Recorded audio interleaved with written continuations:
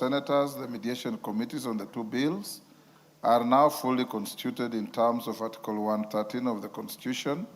And in this regard, I call upon the appointed members of this House to reach out to their Senate counterparts with a view to expeditiously commencing the mediation process on the respective bills. The House is accordingly guided. Honorable members, my second communication is in regard to the event of Thursday this week, public pronouncement on the budget highlights and revenue-raising measures for the financial year 2026-27. Honorable members, as you may be aware, members at the bar, take the nearest seats.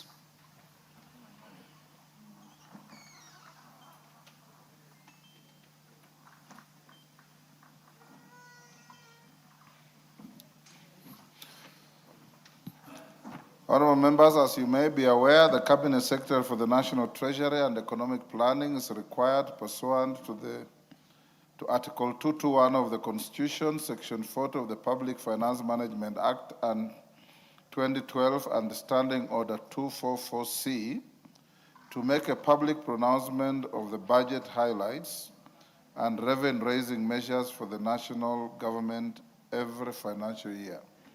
In this regard, honorable members, I wish to inform the House that the Cabinet Secretary for the National Treasury and Economic Planning is scheduled to make a public pronouncement of the budget highlights and revenue-raising measures for the financial year 2026-27 on Thursday, 11th June 2026 at 3 p.m.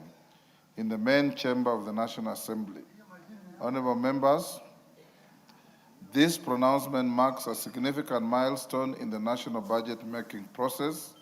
Additionally, as has been the practice within the East African community, the pronouncement will be undertaken concurrently with similar budget pronouncements in the partner states, underscoring the continued commitment to regional economic cooperation and harmonization of fiscal policies. Honorable members, this is an important parliamentary event that is expected to attract various dignitaries, development partners, members of the diplomatic corps, and other invited guests. I therefore urge all members to prioritize attendance and be present in the chamber for the occasion. Following the pronouncement, a reception hosted by the National Treasury and Economic Planning will be held at the Parliament courtyard immediately after the event. Consequently, honorable members, the parking spaces at the Parliamentary courtyard shall not be available for use on Thursday, 11th June 2026. Honorable members will be dropped off at the main entrance, after which drivers will be directed by parliamentary security officers and the sergeant-at-arms to designated alternative parking areas within Parliament Square. In this regard, honorable members are requested to ensure that all vehicles parked within the Parliamentary courtyard are removed by 3 p.m. on Wednesday, 10th June 2026 to allow for the requisite preparations and security arrangements. The House is accordingly informed. Members at the bar, take the nearest seats.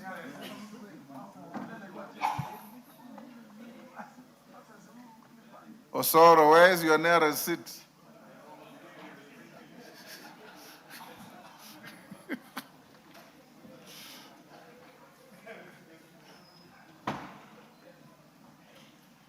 Wamboka, where is your nearest seat?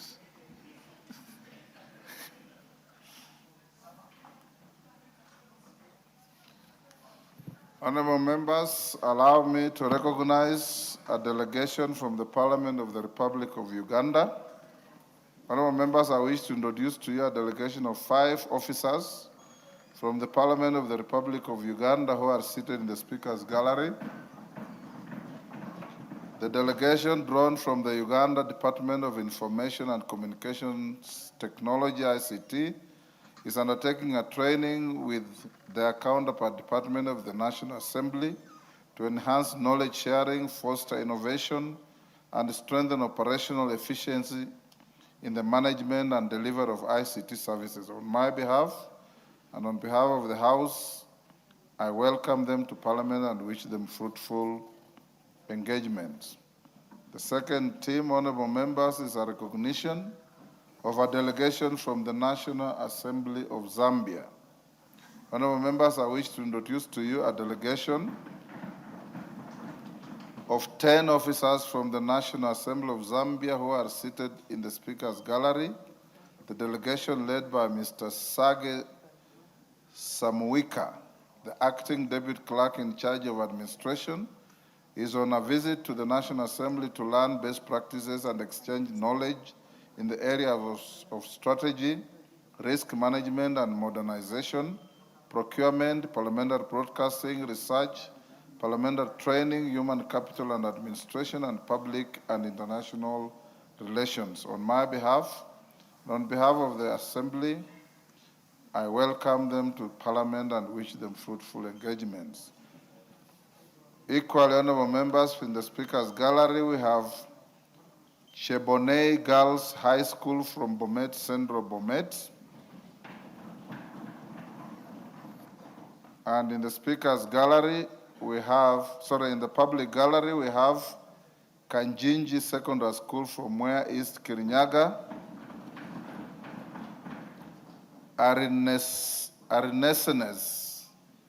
Arnesenes High School from Ainabukoi, Wasingishu. And Anderson High School from Endabes, Trans Nzoia. Again, on my behalf and on behalf of the House, we welcome all the students, their teachers, and those accompanying them to the House of Parliament. I've been requested by Mary Maingi, Honorable Mary Maingi, to welcome Kanjinji Secondary School. But on behalf of the House, you can welcome all the students in the galleries.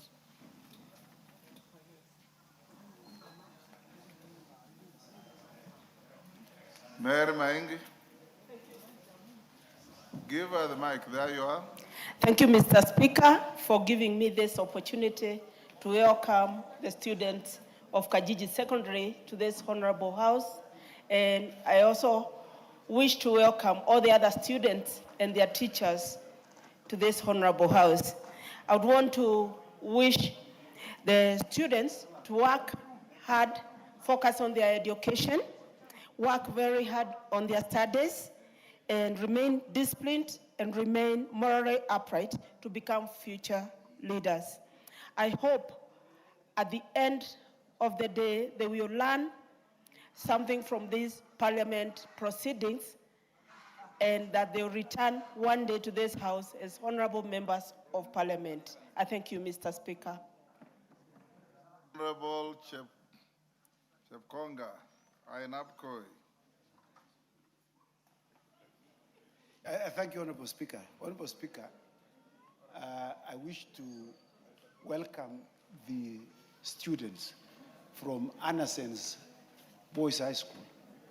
Mr. Speaker, this is one of the biggest and largest boys secondary school in Ainabkwe constituency, and particularly also in Wasingishu. Mr. Speaker, they are here on a learning tour. They want to see what happens in Parliament, and Mr. Speaker, I want to welcome them to learn from here. And this is a clarion call to them to what the late former president of South Africa said. He said that education is the most powerful weapon you can use to change your world.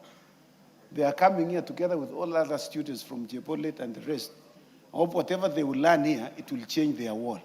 I want to thank them for coming, and we wish them the best.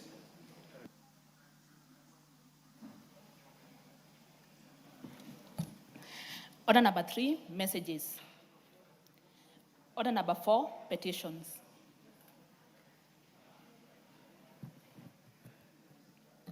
Order member for Trans Nzoia, take your seat. Honorable Mishi, take your seat quickly.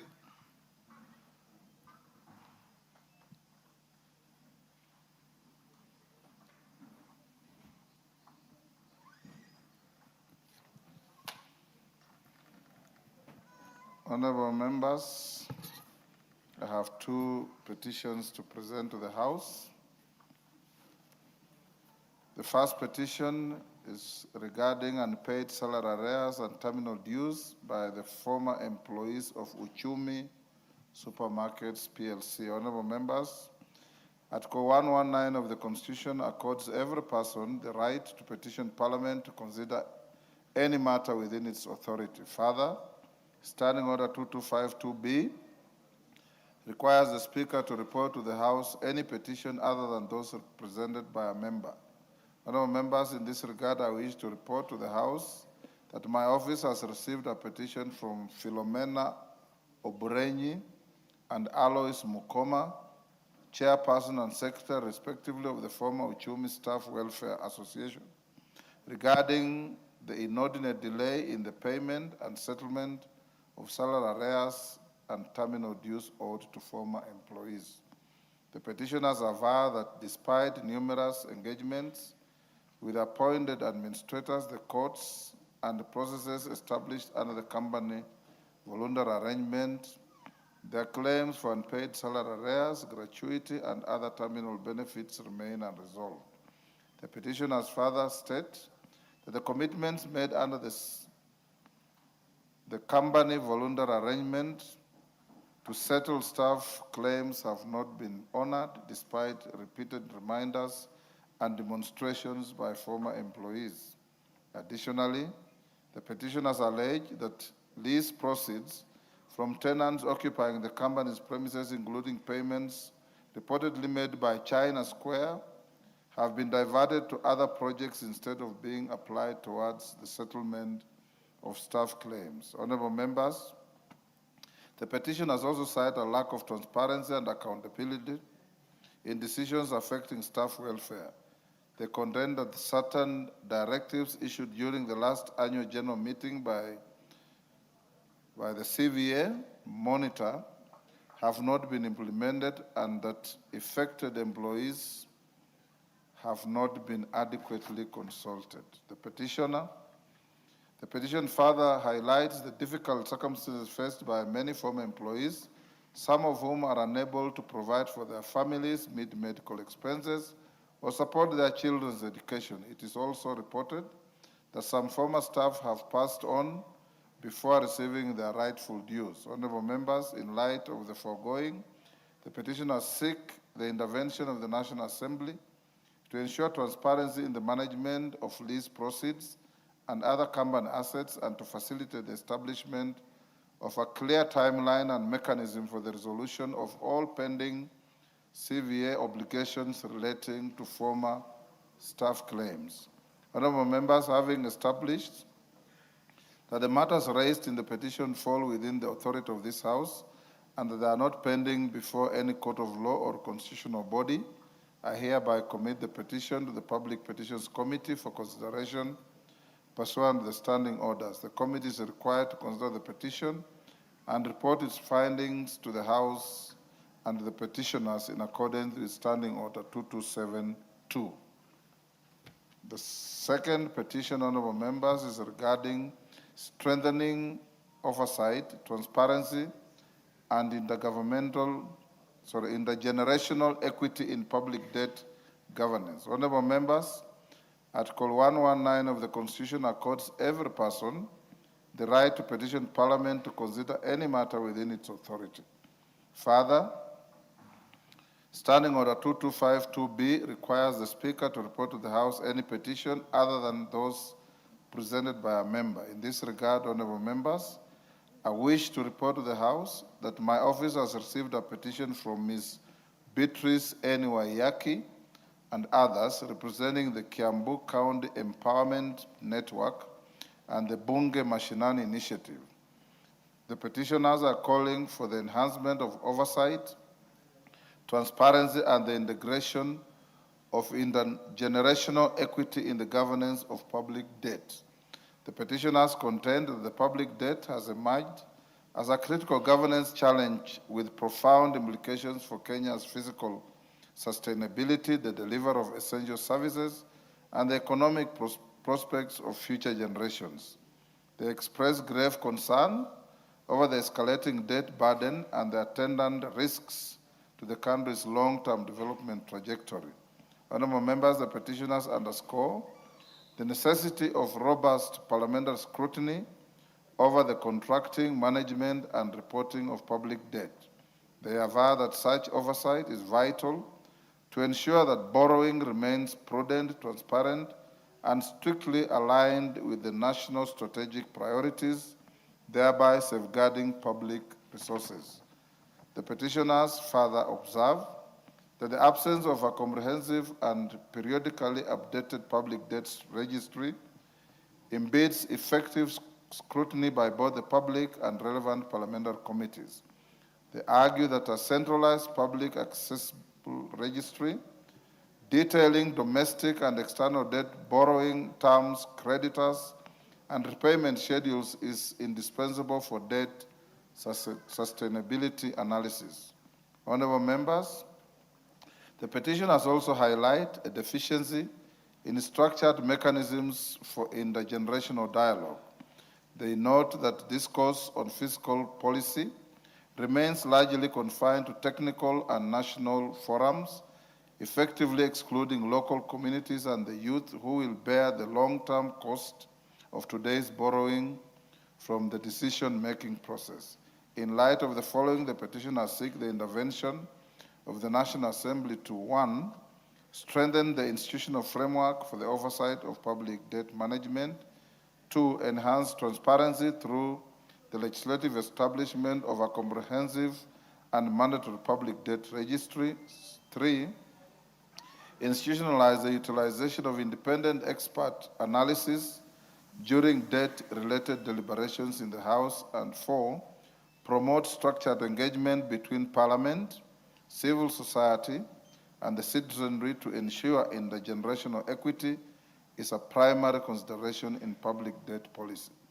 Having established, honorable members, that the matter raised in the petition falls squarely within the mandate of this House, and being satisfied that the issues are not sub judice or pending before any other constitutional or legal body, I hereby commit this petition to the Public Petitions Committee for consideration and pursuant to the standing orders.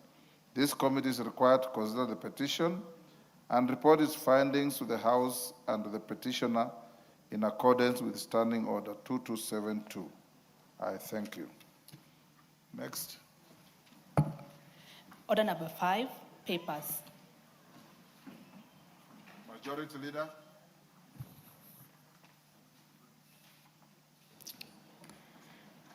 Honorable Speaker, I beg to lay the following papers on the table of the House today, Tuesday, 9th June 2026. Number 1, the following draft regulations from the Ministry of Public Service, Human Capital Development and Special Programs. 1, the Gambling Control Licensing Regulations 2026. 2, the Gambling Control Conduct of Gambling Operations Regulations 2026. 3, the Gambling Control Advertising Regulations 2026. 4, the Gambling Control Foreign-Based Operators Regulations 2026. 5, the Gambling Control Gambling Appeals Tribunal Regulations 2026. And 6, the Gambling Control National Lottery Regulations 2026. Number 2, legal notice number 73 of 2026 relating to the Public Finance Management Prisons Enterprise Fund Regulations 2026 and Regulatory Impact Statement RIS report on public participation, comments, and memorandum on the Public Finance Management Prisons Enterprise Fund Regulations and the explanatory memorandum from the National Treasury. 3, reports of the Auditor General and financial statement for the years ended 30th June 2021, 30th June 2022, 30th June 2023, 30th June 2024, and 30th June 2025, and the certificates therein in respect of the following schools. Number 1, Arimiet Mixed Secondary School. 2, Chaani Secondary School. 3, Dadachabasa Mixed Day Secondary School. 4, Kijire Girls Secondary School. 5, Karongoi Girls High School. 6, Namuela Secondary School. And 7, Timbila Boys Secondary School. Thank you, Honorable Speaker, and I lay. Thank you. Chairperson, Mediation Committee, Honorable Samuel Atandi.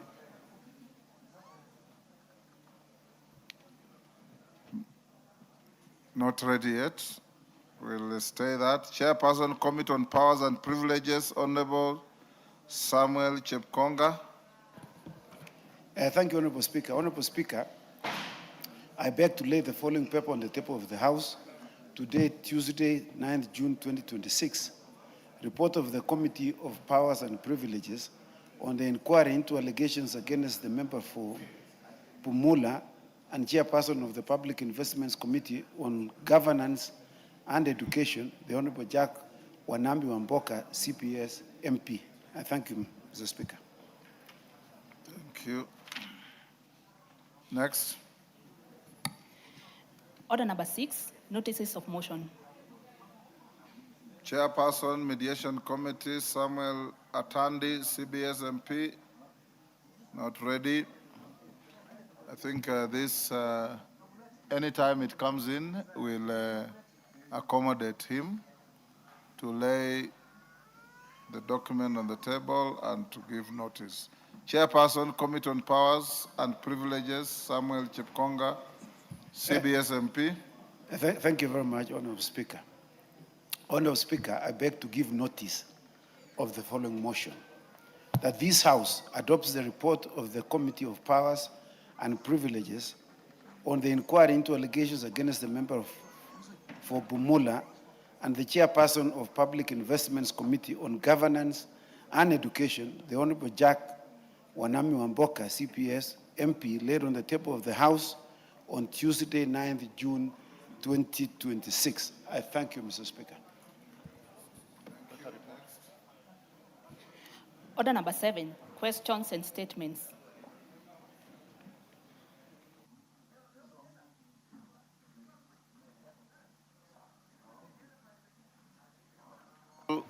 Omulher Harun, nominated member.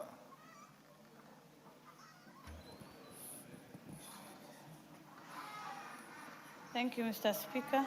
Honorable Speaker, pursuant to the provisions of Standing Order 44-2C, I rise to request for a statement from the chairperson of the Departmental Committee on Administration and Internal Security regarding insecurity incidences in Kambisamaki, Lagdera constituency in Garissa. Honorable Speaker, Kambisamaki town has, over the past few years, experienced recurrent boundary disputes among communities within Garissa and Isiolo counties. These disputes have often escalated into violent confrontations, resulting in loss of lives, theft of livestock, and destruction of property. The insecurity has also adversely affected the education sector, as non-local teachers who form a significant portion of the teaching workforce face threats to their safety, leading to frequent evacuation. This has resulted in acute teacher shortages, thereby severely disrupting learning and disadvantaging learners in the affected schools in the enjoyment of their right to education. The situation in Kambisamaki calls for urgent intervention to restore security, safeguard lives and property, and ensure a conducive environment of learning. Honorable Speaker, it's against this background that I request for a statement from the chairperson of the Departmental Committee on Administration and Internal Security on the following: measures taken by the Ministry of Interior and National Administration to urgently enhance security, protect residents, and restore normalcy to school operations in Kambisamaki. Steps being taken to resolve the boundary disputes between Garissa and Isiolo counties, including any interventions made in collaboration with relevant government agencies and the county governments, and the strategies being implemented to ensure that teachers, students, and schools are provided security so as to guarantee a conducive environment for uninterrupted learning. I thank you, Honorable Speaker. Thank you, Harun. Yes, Russell, when can you bring a response to that? Give Honorable Russell the mic.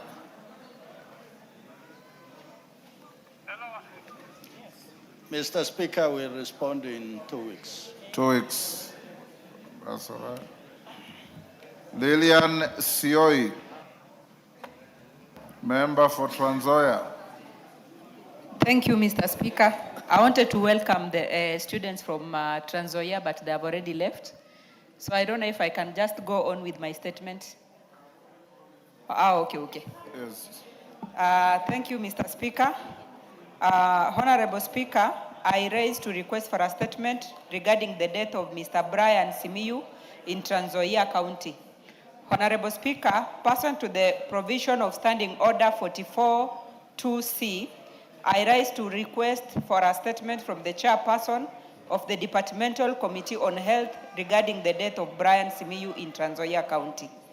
Honorable Speaker, on 17th May 2026, Mr. Brian Simiyu, a resident of Trans Nzoia County, reportedly lost his life following a surgical procedure allegedly conducted at Samor Chemist, situated opposite Dr. Michuki's Plaza building in Trans Nzoia County. It is further alleged that the medical practitioner involved in the incident, one Dr. Alex Baraza, was unfit to practice, with reports indicating that he had been in and out of rehabilitation programs for substance abuse. The procedure is said to have been conducted in an unsafe place and unprofessional environment, with reports alleging that the patient's hands were tied to a window in a manner that violated his dignity. This incident has raised grave concerns regarding... Mr. Speaker, protect me from these guys. Order, members gravitating around the majority leader, take your seats. Thank you, Mr. Speaker. This incident has raised grave concerns regarding professional negligence, patient safety, and the continued operation of apparently unlicensed medical facilities. Honorable Speaker, the circumstances surrounding the death of Mr. Simiyu raise serious questions regarding the regulations, inspection and licensing of health facilities, as well as the enforcement of the professional standards among medical practitioners. The incident further points to possible gaps in the monitoring of private chemists and protection of members of the public from unsafe and unlawful medical practices. Honorable Speaker, it is against this background that I request for a statement from the chairperson of the Departmental Committee on Health on the following. One, the circumstances that led to the death of Mr. Brian Simiyu following a botched surgery conducted at Samor Chemist in Trans Nzoia County. Two, the registration and professional status of the medical practitioner involved, including whether any complaints, disciplinary proceedings, or concerns had been previously raised against him. Number three, the steps being taken to strengthen inspection, supervision, and enforcement mechanism for private health facilities and chemists. And lastly, measures being taken to ensure that the family of the late Brian Simiyu receives justice and that those found culpable are held accountable. I thank you, Mr. Speaker. Enyikal, did you hear what I heard? Thank you, Mr. Speaker. I think the statement requested for is actually of a very serious nature. Is of grave nature. Grave nature. One, it was performed in a chemist. Two, by somebody who apparently is known to be mentally unwell. And therefore, I think we'll strive to get as much information as possible, but we'll still try within 2 weeks. But it looks like it may be a much broader... Bring a preliminary report next week on Thursday. Thank you. And also, that statement also discloses matters of a criminal nature. You may also get involved and inform the agencies in charge of criminal investigations to take it up.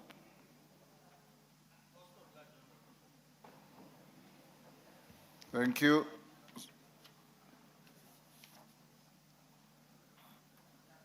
Responses to statements. A response to a statement requested by Honorable Member for Bumula. Raso, are you ready? Yes, Honorable Speaker. Go ahead. Thank you, Honorable Speaker. Honorable Speaker, the member for Bumula constituency, Honorable Wanami Wamboka, requested to be apprised on the rising insecurity incidences within his constituency.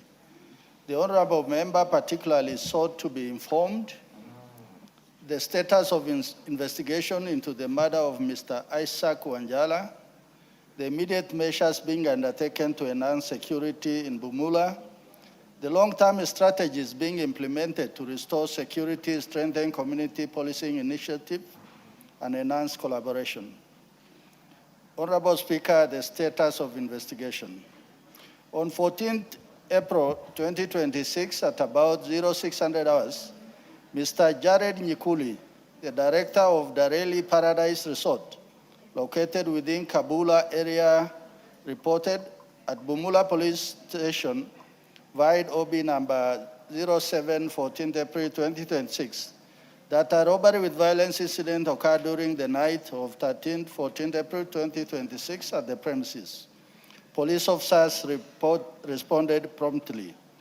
Preliminary investigation established that the deceased Isaac Wabwire, aged 38 years, was a security guard and was on duty with his other colleagues. Bernard was Waswa Maramba, aged 52 years, who reportedly escaped unhurt during the incident. Subsequently,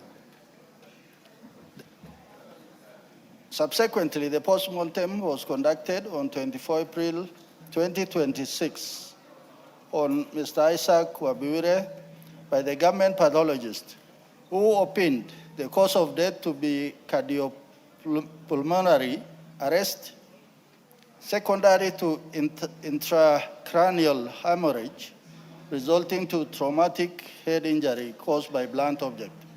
The police revisited the scene to gather further information regarding the robbery with violence incident, where they established that the assailant had gained access into the compound by cutting the perimeter fence behind the lounge area before entering into the bar section. Honorable Speaker, upon questioning, Bernard gave a conflicting statement, prompting the investigators to profile him as a person of interest. He was subsequently arrested and arraigned in court on 15th April 2026 for the offense of failing to prevent a felony contrary to Section 392 of the Penal Code. Honorable Speaker, the immediate measures being undertaken to enhance security in Bumula constituency. The National Police Service remains committed to safeguarding lives and property and maintaining law and order, and has undertaken the following immediate measures to enhance security and public safety in the constituency by doing the following: intensified foot and motorcycle patrols across Kabula Ward and the wider Bumula constituency, deployment of undercover officers alongside intelligence-led policing, including profiling of known offenders, monitoring emerging criminal networks. 3, conduct of targeted security operation to dismantle criminal gangs in identified areas. 4, strengthening of public reporting and community engagement mechanisms through toll-free reporting channel, such as Fichua kwa DCI number 0800 722 203. 5, enhance collaboration with local leaders, community stakeholders, and the national government administration. Honorable Speaker, the long-term strategies being implemented. 1, owing to the distance to the nearest police station, rising security demands, and limited mobility due to lack of sufficient motor vehicles, the operationalization of Kabula Police Station is being prioritized through deployment of personnel, provision of logistic support, and allocation of essential resources. 2, sensitization of business owners and operators on the installation of closed-circuit television, CCTV, surveillance system within business premises and strategic location. 4, capacity building of investigators through specialized training in forensic investigation, including crime scene management, evidence preservation, forensic photography, fingerprint and trace evidence, among others. Thank you, Honorable Speaker. Signed by the Honorable Kipchumba Murkomen, EGH, Cabinet Secretary for Interior and National Administration. I beg to submit, Honorable Speaker. Thank you. Wamboka. Thank you, Honorable Speaker. Even as we talk about this, the family of the late Wanjala has not received justice because so far as we speak, no culprit has been arrested and they remain being at large. We urge the security agencies to speed up investigations so that at least the family can put closure into this. Honorable Speaker, the insecurity in Bumula and in Bungoma generally continues to escalate, where recently we saw the unfortunate murder of Mr. Pascal Wakafura, and who was a medical person from Bungoma County working for the county, and James Osambo from the Bungoma stage, a young man who was picked from the stage at his place of work, and then he was shot dead a few kilometers from there. So these incidents show that we are still experiencing incidents of insecurity, and we urge the government to move with speed. While there has been some transfer of police officers in Kabula stations and Mianga, and for this, I want to say that at least when I reached out to the Inspector General of Police, Honorable Speaker, action was taken. But there is need to enhance capacity among the officers in these stations and all urban areas in Bungoma County. Honorable Speaker, recently we saw Honorable Murkomen undertake the Jukwaa la Usalama initiatives across the country. We want to urge that they should implement resolutions passed by stakeholders in this, Honorable Speaker. Honorable Speaker, we had proposed in this House that we want it to be a policy that those officers who are overstayed in one station, Honorable Speaker, should be transferred because they get familiar with the community, and instead of focusing on key areas of insecurity, Honorable Speaker, they just start, they want to chase around residents in Chang'a and Busa dens, something which, Honorable Speaker, the government must ensure that, they see to it that is done. As we use NGCDF funds to put our police stations, we urge the ministry to ensure security officers are dispatched not only to harass our people, especially these political sessions that is coming in, Honorable Speaker, but to provide security and the provision of security, Honorable Speaker. They must be non-committal, non-partisan to any part of the political divide, so that at the end of the day, Honorable Speaker, we have security across Bumula and across our constituencies. Thank you. Thank you. I think, Russell, those are just positive comments. If you can take that into account, it will help the situation. Eric Wamumbi. Yes, Russell, are you ready to respond to Wamumbi's request? Yes, Honorable Speaker. Go ahead. Thank you, Honorable Speaker. Honorable Speaker, the Member of Parliament for Madira constituency, Honorable Wamumbi, requested to be apprised of the alleged circulation of harmful, adulterated alcoholic drinks in the country. He stated that there is a growing concern that some alcoholic brands by Patiala Distillers Limited, Blue Ice Vodka, Blue Ice Coconut, Best Classic Gin, Best Gold Classic Brandy, Best Gold Liquor, Diamond Ice Liquor, Dark Strong Beer, and Strong Ale Beer may be adulterated. The Honorable Member particularly sought a report on the licensing status of the aforementioned alcoholic brands. 2, a report on investigation, even by the Anti-Counterfeit Authority, KEPS and other relevant agencies. 3, enforcement, surveillance, and consumer protection measures. Honorable Speaker, a report on the licensing status of the aforementioned alcoholic brands and details of any tests conducted by the government chemists.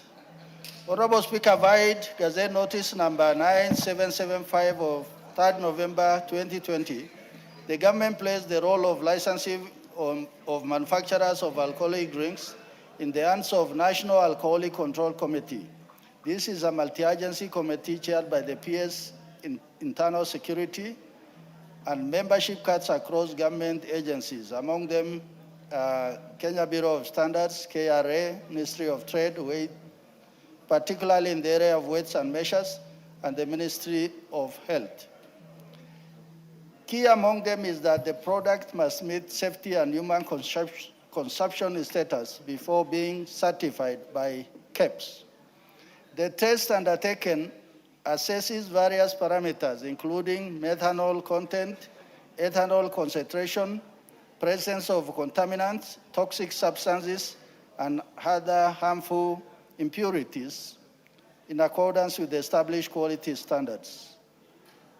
Honorable Speaker, Patiala Distillers Kenya Limited requested for licensing in April 2022, having relocated their plant to Mlolongo. Several compliance checks were carried out, and the facility, having met all the requirements, was initially issued with a clearance letter to produce the aforementioned brands in April 2023.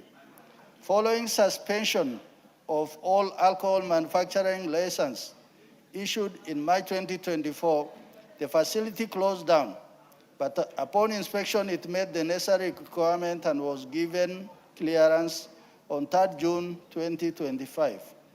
A report on investigation, if any, by the Anti-Counterfeit Authority. Honorable Speaker, the Anti-Counterfeit Authority, the Kenya Bureau of Standards, and other relevant enforcement and regulatory agencies have undertaken investigation and market surveillance operation to establish the authenticity, validity, and compliance status of the said alcoholic drinks.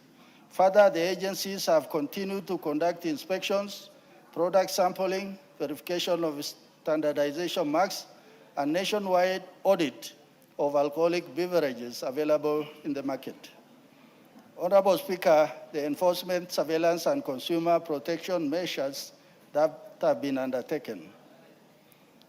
Honorable Speaker, the government has enhanced enforcement, surveillance, and consumer protection measures against manufacturers, distributors, and retailers found dealing in adulterated, counterfeit, or substandard alcoholic drinks. 1, rigorous multi-agency inspection for clearance of alcoholic manufacturers, multi-agency intelligence raid operation, seizure and destruction of non-compliant products, closure of illegal manufacturing and distribution premises.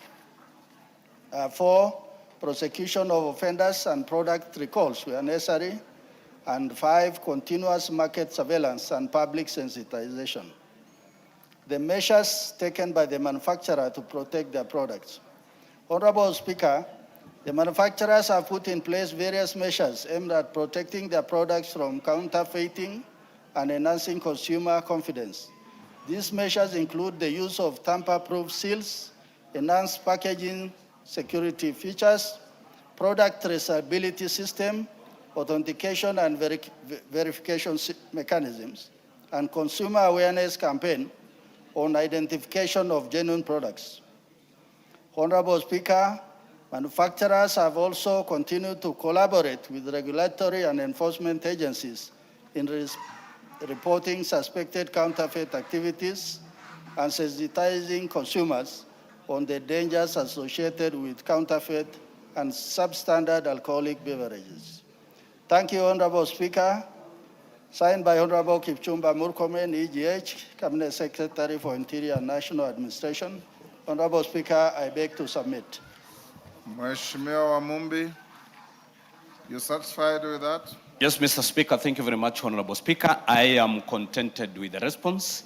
I would only like to request the Minister to share this response with the GAO officers starting with the regional commissioners, to make sure that manufacturers who are manufacturing products that are safe for human consumption are protected, and to heavily deal with the counterfeiters, Mr. Speaker. Thank you, Honorable Speaker.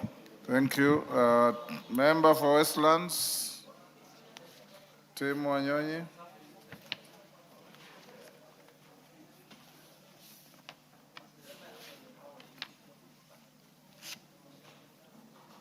You've given him the mic behind him. Give him the correct mic. Honorable Speaker, pursuant to provisions of Standing Order 43, I rise to make a general statement regarding the advancement of disability inclusion, accessibility, and promotion of the rights of and representation of persons with disabilities in our parliamentary institutions and governance systems. Honorable Speaker, I recently participated in the Commonwealth Parliamentarians with Disabilities CBWD Forum in Cape Town, South Africa, from 26th to 28th May 2026. The forum, which was convened under the theme Legislating for the Rights of Persons with Disabilities, brought together parliamentarians with disabilities from across the Commonwealth to exchange experiences, share best practices, and explore practices, approaches, and strengthening accessibility and representation and inclusion with parliamentary systems.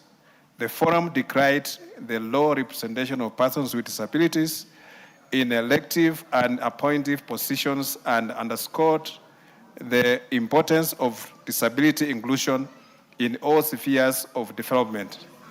It also noted that despite progress achieved in many jurisdictions, significant barriers still limit the participation of persons with disabilities in legislative and decision-making processes.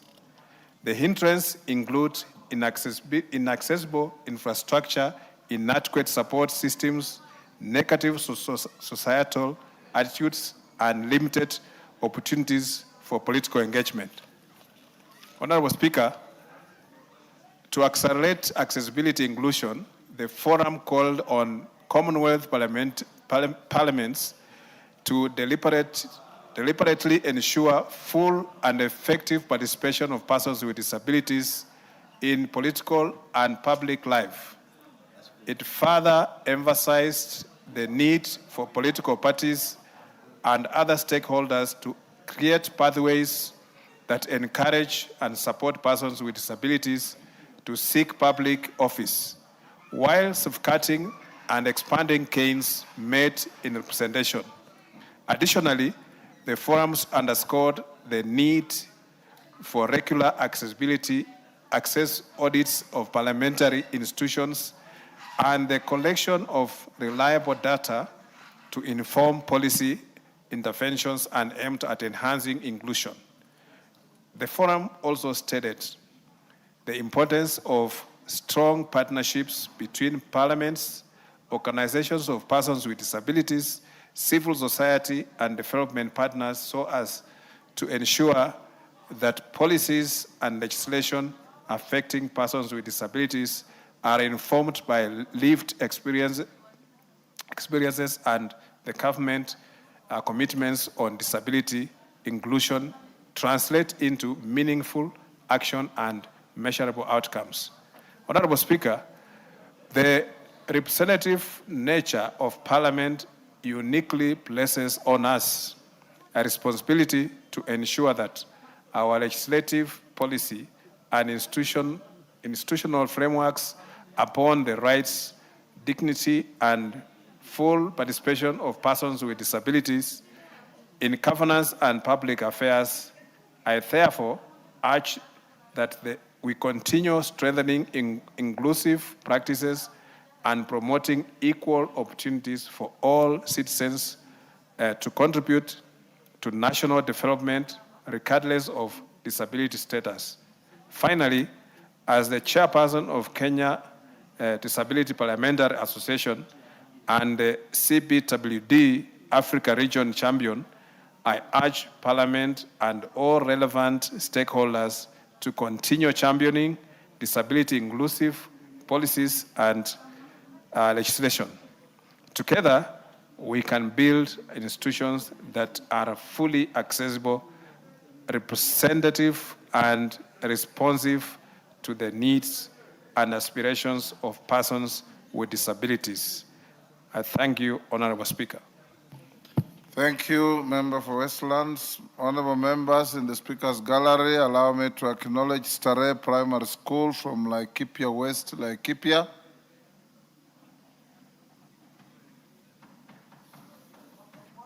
In the public gallery, we have Nyabondo Boys Boarding Comprehensive School from Nyakach, Kisumu, and Ayebo Boys High School from Baringo North, Baringo.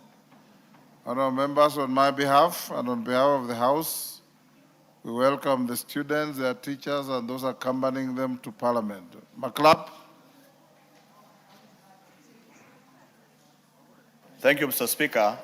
I want to join you, Mr. Speaker, to congratulate all the students from all parts of Kenya that have visited us today in this National Assembly, Mr. Speaker, and more particularly to Ayebo Boys High School from Baringo North, popularly known as at home Bongo Boys. Mr. Speaker, Bongo Boys did very well in the last year's examination, where they had 71 out of 84 students directly join the university. I want to encourage all the students that this is the House of Parliament, this is where laws are made, policies are done, and Mr. Speaker, the sky is the limit. Maintain discipline throughout their studies. Ensure that they work hard in school so that one day they will find themselves here. It is hard work and discipline that will bring them here and other places all over the world. Thank you, Mr. Speaker. Thank you. Next order. Order number 8. Hold on. Sioi, what is it?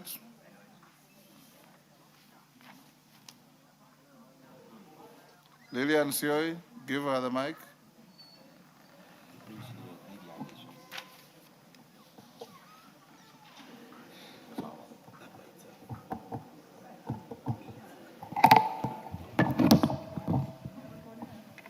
You are very far away from where Lillian Sioi is. You don't know Lillian Sioi? There you are, there. Next. Thank you, Mr. Speaker.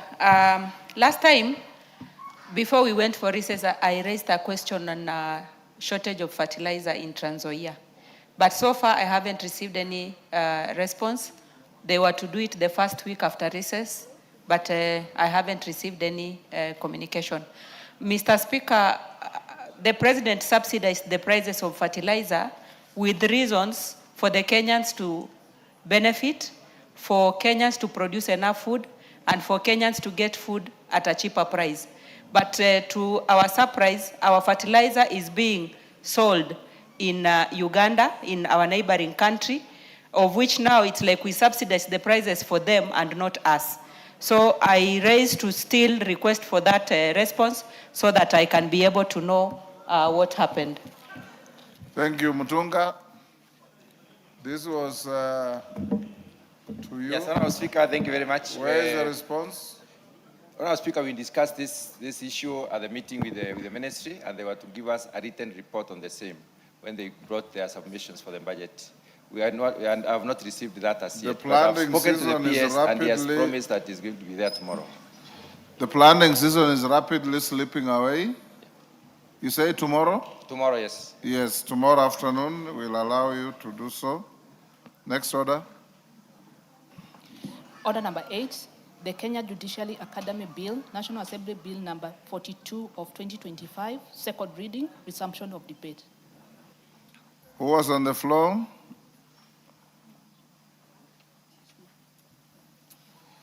Honorable Stephen Mogaka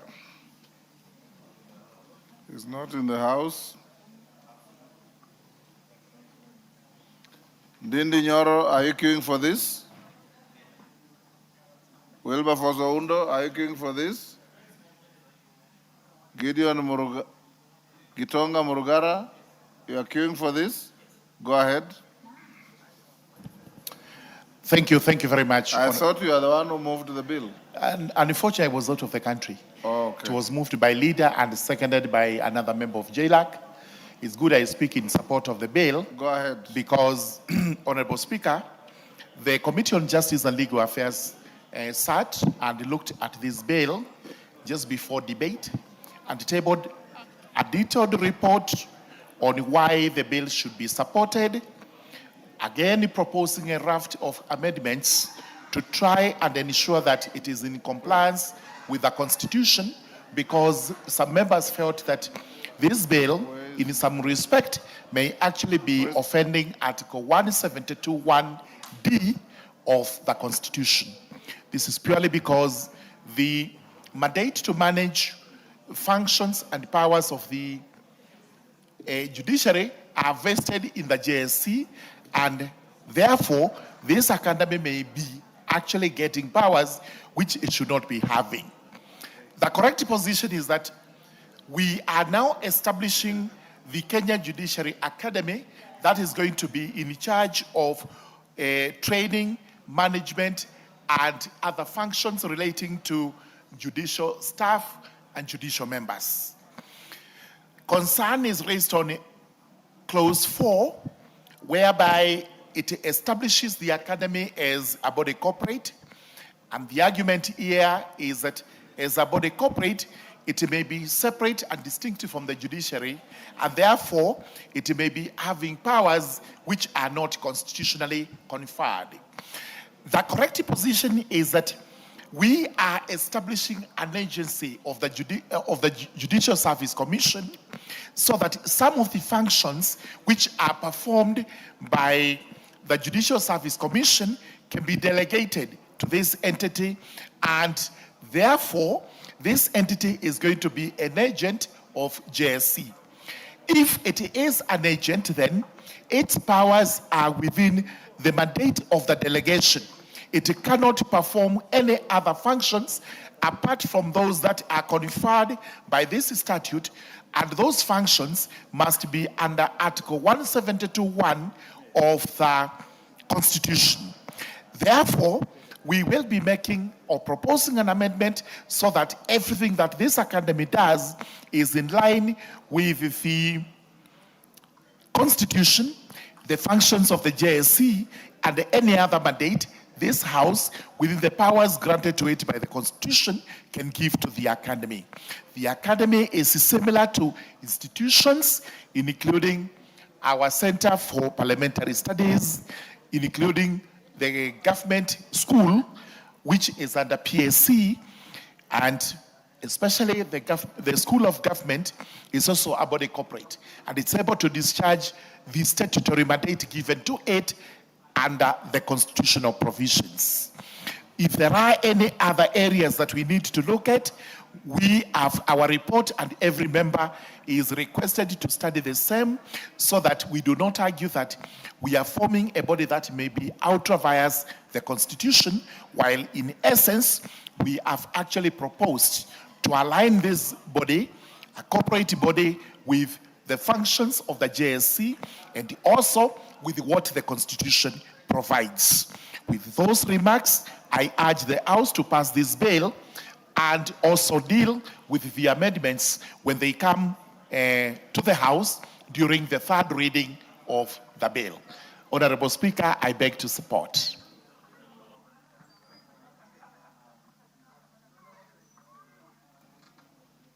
Yes, those who are interested in debating this, please press the intervention button.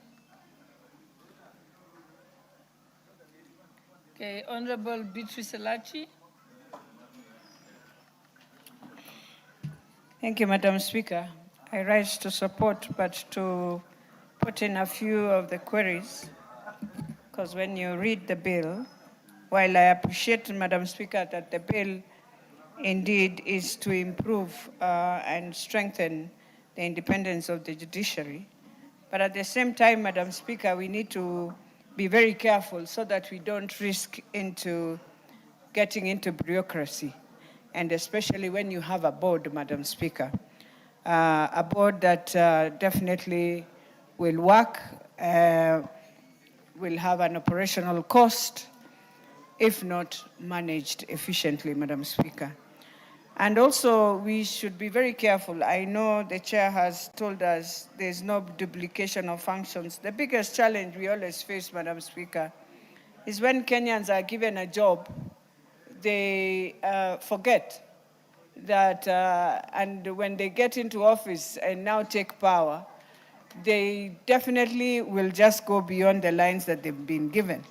And so it is something that when we are saying it's under the Judicial Service Commission, and therefore we need to ask ourselves whether the Judicial Service Commission, the same way we have Parliamentary Service Commission, Madam Speaker, and we have our CPST. I think that is the best way this academy should be run, so that it is completely under the Judicial Service Commission. And so the issues of governance will still arise, Madam Speaker, if we are not careful in, and I'm hoping when we look at the amendments, we shall see how the amendments now will realign the bill under the Judicial Service Commission. And so that also we don't create another entity that now comes in and then you'll find yourself looking for resources to manage it, and yet we are using the same public resources. Madam Speaker, it's a good idea, because at the same time, I'm hoping it will take care of, while you look at the academics and all that, and the capacity building of the judges, I think the most important thing is how do you ensure also that most of the challenges we face in court is when you find a judge who will find himself not really understanding policy that we use. Sometimes when we do our public policies within our quarters of work, especially as politicians, you find that sometimes, not because the judge will want, but because he will not understand why the current affairs in X constituencies like this, and why this is a matter that is of public interest, I think that will now help us so that we don't go back in the challenges we always face of public interest vis-a-vis the law and how you balance that. So, Madam Speaker, in this, when you look at 9, they tell you that there will be a chairperson and members of the board shall be paid such allowances as may be determined by the commission in consultation with the salaries. See, the moment you go to that, then now you have moved out of what we are saying, run the institution the way we run CPST. We have our members coming from Parliament, they go to CPST. We have our professor there, but he's under CPST, and they sit in the Parliamentary Service Commission. And so I am hoping some of those who sit on the Judicial Service Commission will be able to sit in this committee, so that you don't do a lot of duplication, and that in the same time, they are able to manage and to ensure that within the regulations that have been passed, it will work. You have a Director General who will be responsible of the strategic direction and leadership of the academy. Then you have the Director General who may perform such other duties as may be assigned by the board. So the moment you have that, it means you have 2 separate boards, Madam Speaker. And I can tell you there will be conflict between the Judicial Service Commission and this board if we did not realign it properly. And then lastly, when you look at the financial provisions, which is in part 3, that the funds of the academy shall comprise of monies allocated to the Judicial Service Commission for purposes of the academy and approved by the National Assembly. And this is where I was saying, Madam Speaker, if you are not careful, now you have to ensure the Judicial Service Commission runs the judiciary, but this one becomes a semi-autonomy where again we are allocating resources for them. And so those are some of the things we need to look at, even as we agree with the bill, Madam Speaker. So with those few remarks, I beg your support, but I'm hoping we shall have very serious amendments in realigning so that this academy is specifically just run by the Judicial Service Commission. Thank you, Madam Speaker.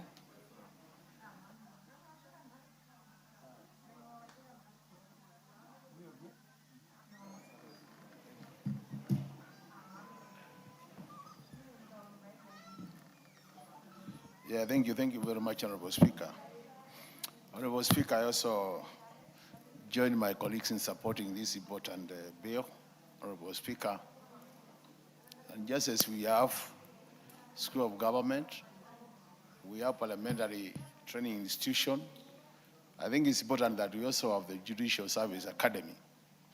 I see a number of benefits from this academy, Honorable Speaker, despite what my colleagues are saying in terms of areas where we could improve. But among the benefits I'd like to realize, Honorable Speaker, the first one is coming up with a training curriculum which is standardized, so that most of the judicial officers are taken through a common training, which will ensure that then quality, in terms of quality, it is improved, Honorable Speaker. The other important bit, Honorable Speaker, is that through this academy, we could have tailor-made college training opportunities which are really localized and which are applicable to our environment, so that at the end of the day, Honorable Speaker, we don't have to keep on sending our judicial officers out of country to train, Honorable Speaker. When you have a local academy, you can easily train our people locally, so that we only send them out there for very specialized training opportunities, Honorable Speaker, and that will save this country the money we are spending on external travel, Honorable Speaker. At the same time, Honorable Speaker, this could also be an opportunity to generate income for the Judicial Service Commission, Honorable Speaker, because we could make this academy also a regional academy where we have other neighboring countries sending their judicial officers to this country for training. And on that note, Honorable Speaker, just as we are making a lot of money as Parliament from the training, from regional training, this academy could also actually generate their own income, what we call A&A, through training our neighboring countries, and more so the judicial officers, Honorable Speaker. Last but not least, Honorable Speaker, this academy will also create opportunities for employment for our lecturers and people who are in this area, Honorable Speaker, so that we have many more Kenyans joining this academy to train. And these are opportunities which are not very common, Honorable Speaker. And I'm sure most of our lecturers who are out there, who are trained in this area, could easily, Honorable Speaker, then take advantage of those opportunities and make money, Honorable Speaker. So, Honorable Speaker, we have heard what Honorable Irach is saying in terms of the board. I do believe that the board, the composition of the board, Honorable Speaker, will draw from even the Judicial Service Commission. And we might only have very few board members who will be drawing allowances, because others will be drawing from the main commission, Honorable Speaker. But also, and done, Honorable Speaker, it's also important to have our members also join these boards, so that they also provide strategic thinking and leadership to these boards, Honorable Speaker. So with those many remarks, Honorable Speaker, I do support this bill and wish that it will be fast-tracked to make sure that this academy becomes operational. I support, Honorable Speaker. The Honorable Member for Seme. Thank you, Madam Speaker, for giving me this opportunity. Madam Speaker, I start by saying I support this bill because I think it is of great importance to our society. Madam Speaker, justice, peace, and harmony is what keeps the human society running. And that's what distinguishes us from animals. And that justice, peace, and harmony is dependent on actually the judicial services, police services, public prosecution, criminal investigation systems. But of all this, Madam Speaker, when all that has been put together, the judges and the judicial officers actually bear the greatest responsibility of that, how that comes out when it is being processed in the system. And the legal professions which they belong, like all other professions, are based on proper, appropriate, and full knowledge of, in this case, the practice of law. And we are aware, Madam Speaker, that both knowledge and practice changes as the society changes. It is therefore important that professionals in this area continue to keep abreast with the changes that occur. And Article 172(1)(d) of our Constitution actually recognizes this and provides for continuous legal education and training of judges and judicial officers. This bill exactly does that. I think that's what this bill is designed for. And it does that by establishing the academy itself. It also provides structures for running that academy. As our members have indicated, there may be instances where certain structures may conflict with the other, but I think that we can look, when we come to the committee of the whole house, we can make amendments so that we remove such contradictions. The bill also provides for the funding of the academy in clause 13. And I note that he provides that funds will be made available through the National Assembly, through the Judicial Fund, through levies and fees. And on levies and fees, Madam Speaker, I will say that the academy should make maximum effort to actually focus on improving skills and knowledge of the judicial officers and the judges, instead of actually trying to raise funds. This normally becomes a weakness of institutions. When they focus on raising funds, then they start to lose what is their main mandate, which in this case is to maintain the skills and the knowledge of these officers. And therefore, we really, as a parliament, in my view, we should actually strive to keep this institution well-funded so that they focus on what they really need to do to sharpen the skills and knowledge of these officers. This bill also in clause 5 provides for continuing research. This is extremely important. In all areas, as the society changes, there is need for research to see what changes are taking place in the society norms, in international relations, and even in technology. You know, technology will be used in provision of legal services in the judicial system, but also technology will be used in crime, in criminology. And quite often, if the officers are not actually abreast with what is happening, then really they will not provide the services that are required. Therefore, in my view, Madam Speaker, I think this is a well-intended bill. In broad terms, it has actually covered all the areas that it needs to cover, and therefore I support this bill. Thank you.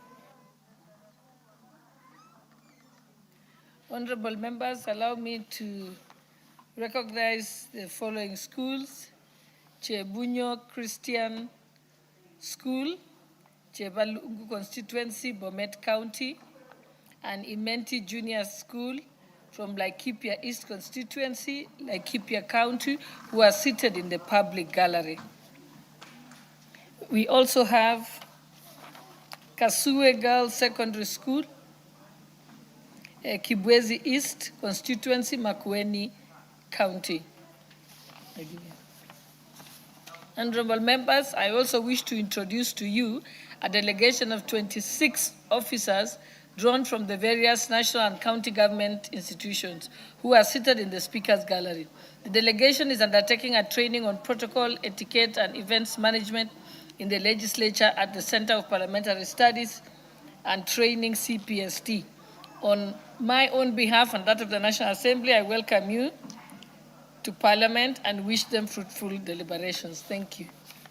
Member for Chebalungu, you wanted to welcome the students on our behalf?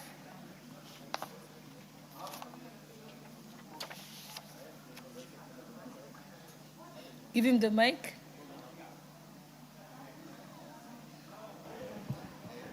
Yeah, thank you so much, Madam Speaker. I appreciate the opportunity to welcome the students who have come to visit Parliament today.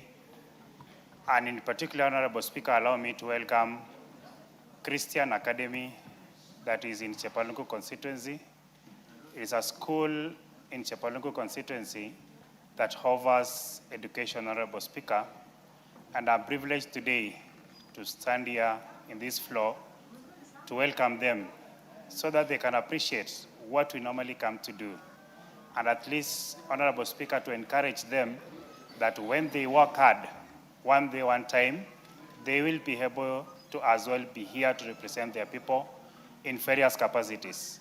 Parliament is not just for members of Parliament, it has other career opportunities. Honorable Speaker, allow me to welcome all those that have come here today so that they can witness how Parliament transacts its business. Thank you so much, Honorable Speaker. The Honorable Mishi Mboko, member for Likoni. Thank you, Madam Speaker.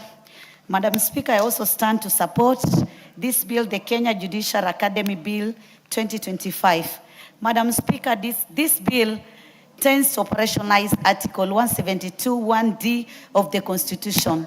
Madam Speaker, as we know, the Judicial Service Commission has a mandate to ensure continuous education and training of the judges, magistrates, and judicial staffs. Madam Speaker. Madam Speaker, as we have seen in the Clause 3, which established the Kenya Judicial Academy as a regional center of excellence in judicial training. Madam Speaker, as we know, our judges, the magistrates, deal with complex issues. They deal with a lot of cases. And most of the cases, they need to get capacity building rather like having continuous education to get more expertise, to get more experiences, and also to learn more on the emerging issues in terms of justice, Honorable Speaker. Honorable Speaker, you need to understand even right now, we have because of the new technology, we have issues like the digital evidence, we have the issues to do with cybercrime, the issue of artificial intelligence, and most of the time our judges, our magistrates, they only do workshops and seminars, and it is occasional, Madam Speaker. Having this platform, it means it's like they're having a home, or rather their own institution, whereby they can have capacity building and they can have continuous education in terms of their mandate, Honorable Speaker. Honorable Speaker, when you talk about research and formulating of policies, as members of Parliament, each and every time we keep on formulating some policies, we keep on legislation, some new laws, we do some amendments. So it is also high time that our judges need to get some updates on the new laws which you have legislated, those which you have done some amendment, the policies, the regulation, and so on and so forth, Madam Speaker. So our judges need a platform and our magistrates so that they can be updated on all this legislation, Honorable Madam Speaker. Madam Speaker, also, this platform will not only serve for the judiciary only, but it will also serve other legal professions which may be also interested in getting this update in terms of the expertise, in terms of experiences, because you'll get some new reports, some new publication, Honorable Speaker. Honorable Speaker, also, this academy will partner with other relevant institutions. Like here in our parliament, we have what we call CPST, Center for Parliamentary Studies and Training. They can partner with them. They can also partner the Kenya School of Government. They can also partner. So it means there'll be cross-border training and there'll be exchange of trainings, program experiences, and so many other issues in terms of academy, Madam Speaker. Madam Speaker, also I want to say that having this academy, it will also prove that we have the independence of the judiciary, Honorable Speaker. Madam Speaker, by creating a dedicated institution for judicial training and research, it means we are strengthening our institution, we are strengthening the capacity of our judges, of our magistrates, and even the judicial staffs.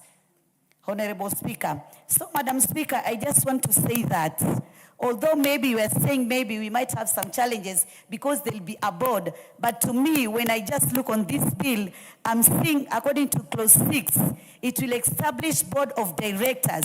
And that board of directors, it has some representation from the judiciary, from legal profession, from universities and regulatory institutions. So it means it will be well represented. And having all these actors, I don't think whether we can have any kind of challenges, because it means that we have involved the key stakeholders, Honorable Speaker.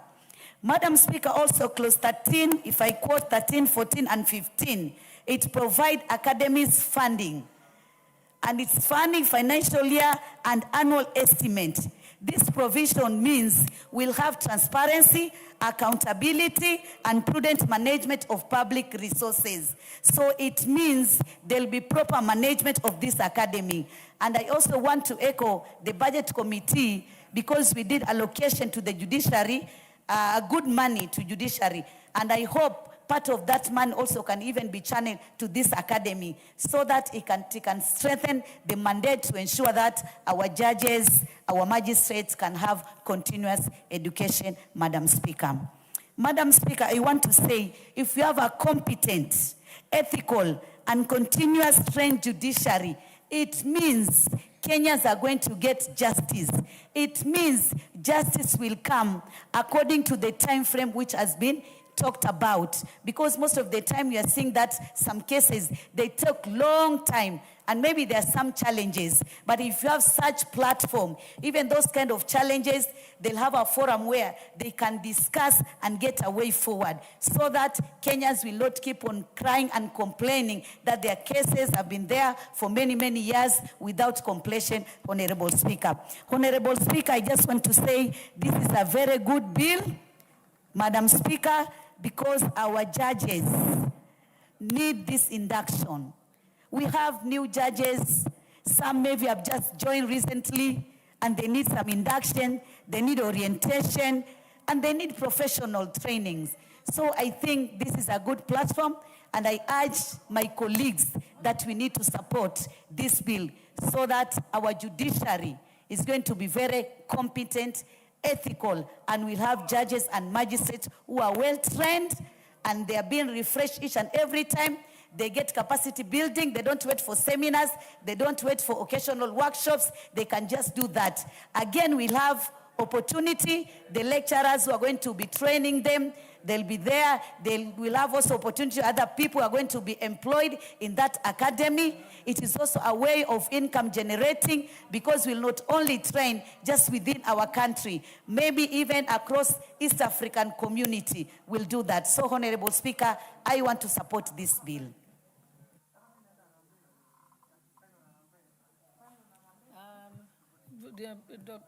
Hire directly from school, and they have nowhere where they can acquire this the legal training knowledge. And these particular people are very key, Honorable Speaker, in dispensation of justice to our people. These are the people who handle exhibits. They are the people who manage the files in court, but they have no knowledge on how, even on recording exhibits in court, how they record it, how to safeguard exhibit for our people, to ensure that for those people who go to seek justice in court, they get justice. Honorable Speaker, we know that most professions in this country right now, they're embracing progressive professional training. For lawyers who are practicing, we have the continuous legal education, which is really handy for the practicing lawyers, because you get trained on emerging issues that you never got opportunity to learn while undergoing the legal training. When you come to medical practitioners, they also have their continuous continuous medical training, so that it's part of the training that you must satisfy for you to get the license to practice the following year. So for our judicial staffs, this is a very handy piece of legislation that is going to help them progress their legal knowledge, so that they serve our people better. And in our courts, you have other officers like probation officers, children officers. These are the people that help courts to deliver justice to our people. So for us to synchronize this service delivery in terms of the legal knowledge, we need to have all these people trained together on emerging issues.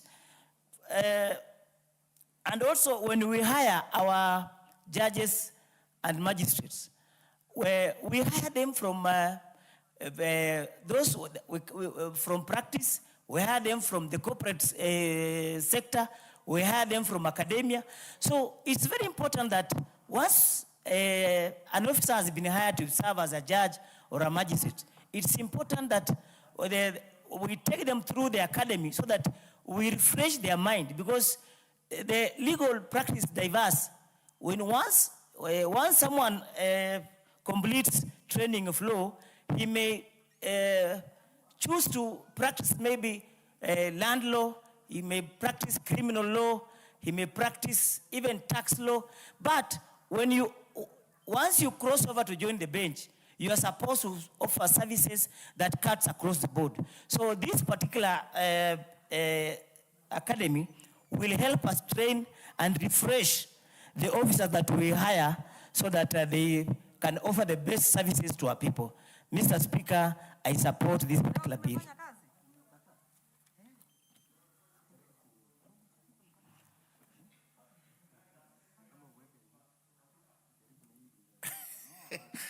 Thank you very much, Honorable Speaker. I'm not here standing up to reply. I'm on a point of order to do certain clarifications regarding the bill. As the promoter of the bill, I must confess that the move of the bill is the lead of majority, Honorable Kimani Ichung'wa, and he's coming to reply. I must also thank the second of the bill. She's seated over there, Honorable Zuleka Haruni. She actually seconded the bill and it progressed very well. Two things I wish to clarify. Number one,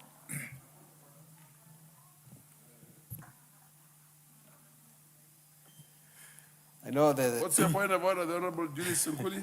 I know the Honorable Murugara is a very eminent lawyer and member of this House. But in accordance with our standing orders, once a member has contributed to a matter, he cannot have a second bite on it. And he cannot bring it under any other purview except to say that he is replying on behalf of the mover. No. He says on a point of order. No, but you see... the clarification. What exactly do you want to do, Honorable Murugara? thank you very much, Honorable Speaker. Number one, I'm on a point of order. Therefore, there is no way you can also raise a point of order on a point of order. The seasoning we are talking about. What's your point of order? Order, Honorable. Yes. What's your point of order? Order, Honorable MP. Honorable Udo. Yeah, what's your point of order? I have the standing orders in my fingertips, so don't ask me which one I'm supposed to cite. Honorable. Daktari, you cannot turn this into a fish market. Proceed. Thank you very much, Honorable Speaker. Honorable Speaker, the clarification as the promoter of the bill is on Article 172, sub-article 1D. No, I've not spoken on the matter. It's clarification that I'm doing. You cannot bar me from clarifying.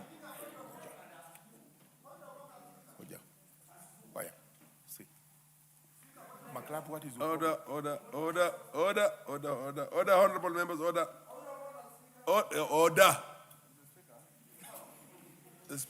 Honorable Murugara. Yes. Order. Honorable Murugara. Yes. Give me, I say it, so that we get it clear. No, you have to, you can only stand on a point of information if there's somebody on the floor. I am on a point of correction. No, there's no point of correction. Thank you. Order, Honorable Murugara, order. Thank you very much, with all due respect to you, you know how much I respect you. Please take your seat. Please take your seat. Order. Please take your seat and interrupt. I have not given you any. What's wrong with you? Why are you so excited? The matter has been put to rest.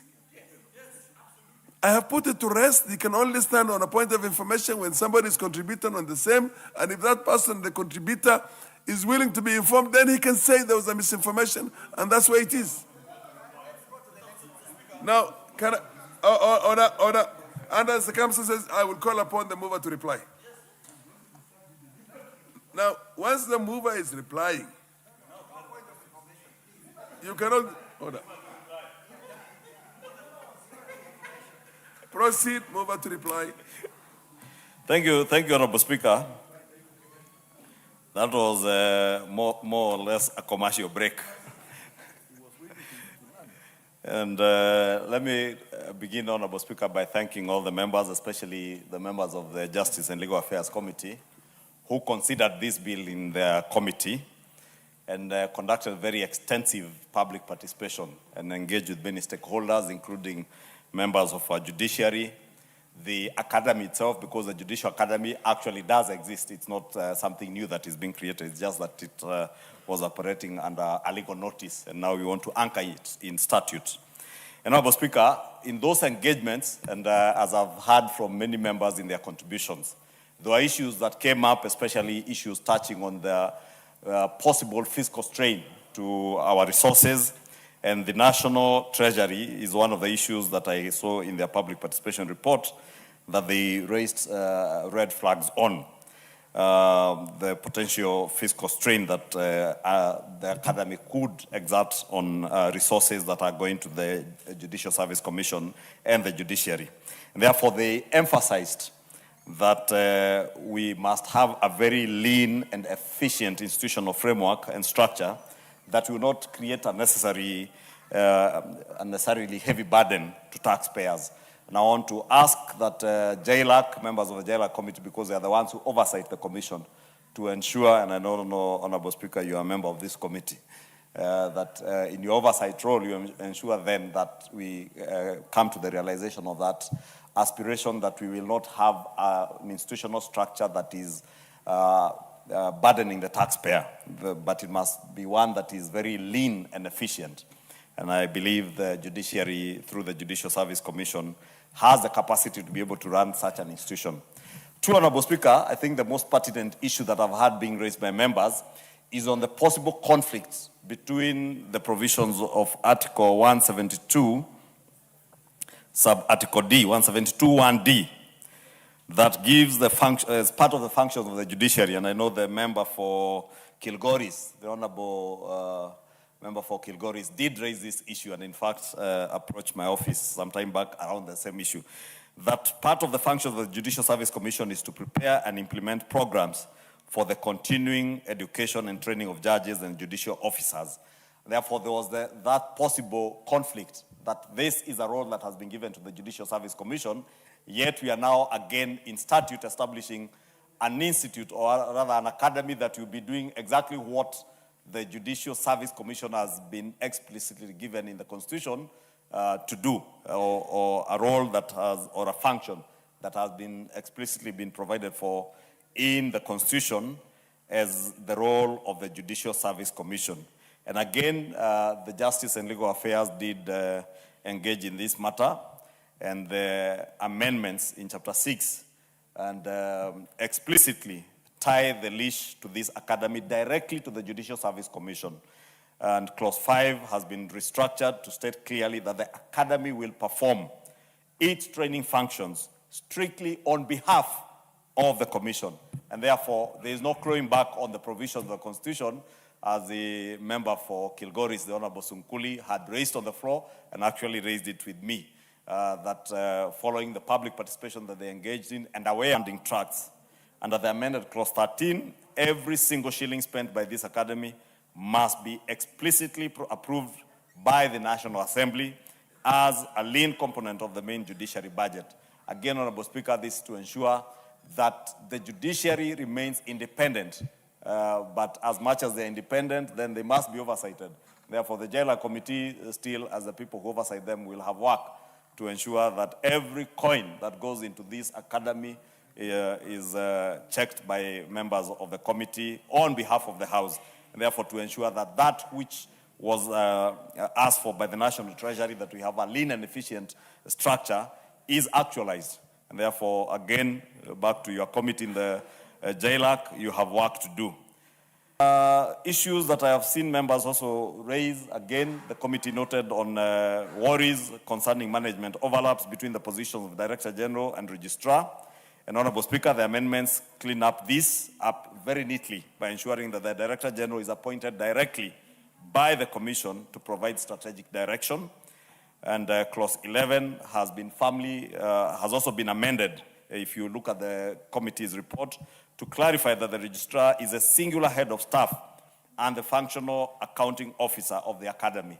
Therefore, just like in ministries, you have a CS who is the head of policy directives or policy formulation in the ministry, and a PS who is the accounting officer.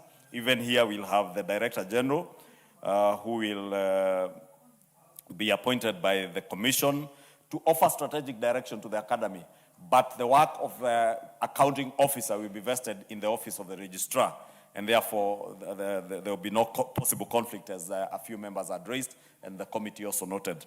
Therefore, Honorable Speaker, I think with that I have done justice to many of the issues that members had raised, that I was noting even as I sat in my office. I was noting some of the issues that members were raising, and I believe I have adequately replied, and therefore I beg to reply.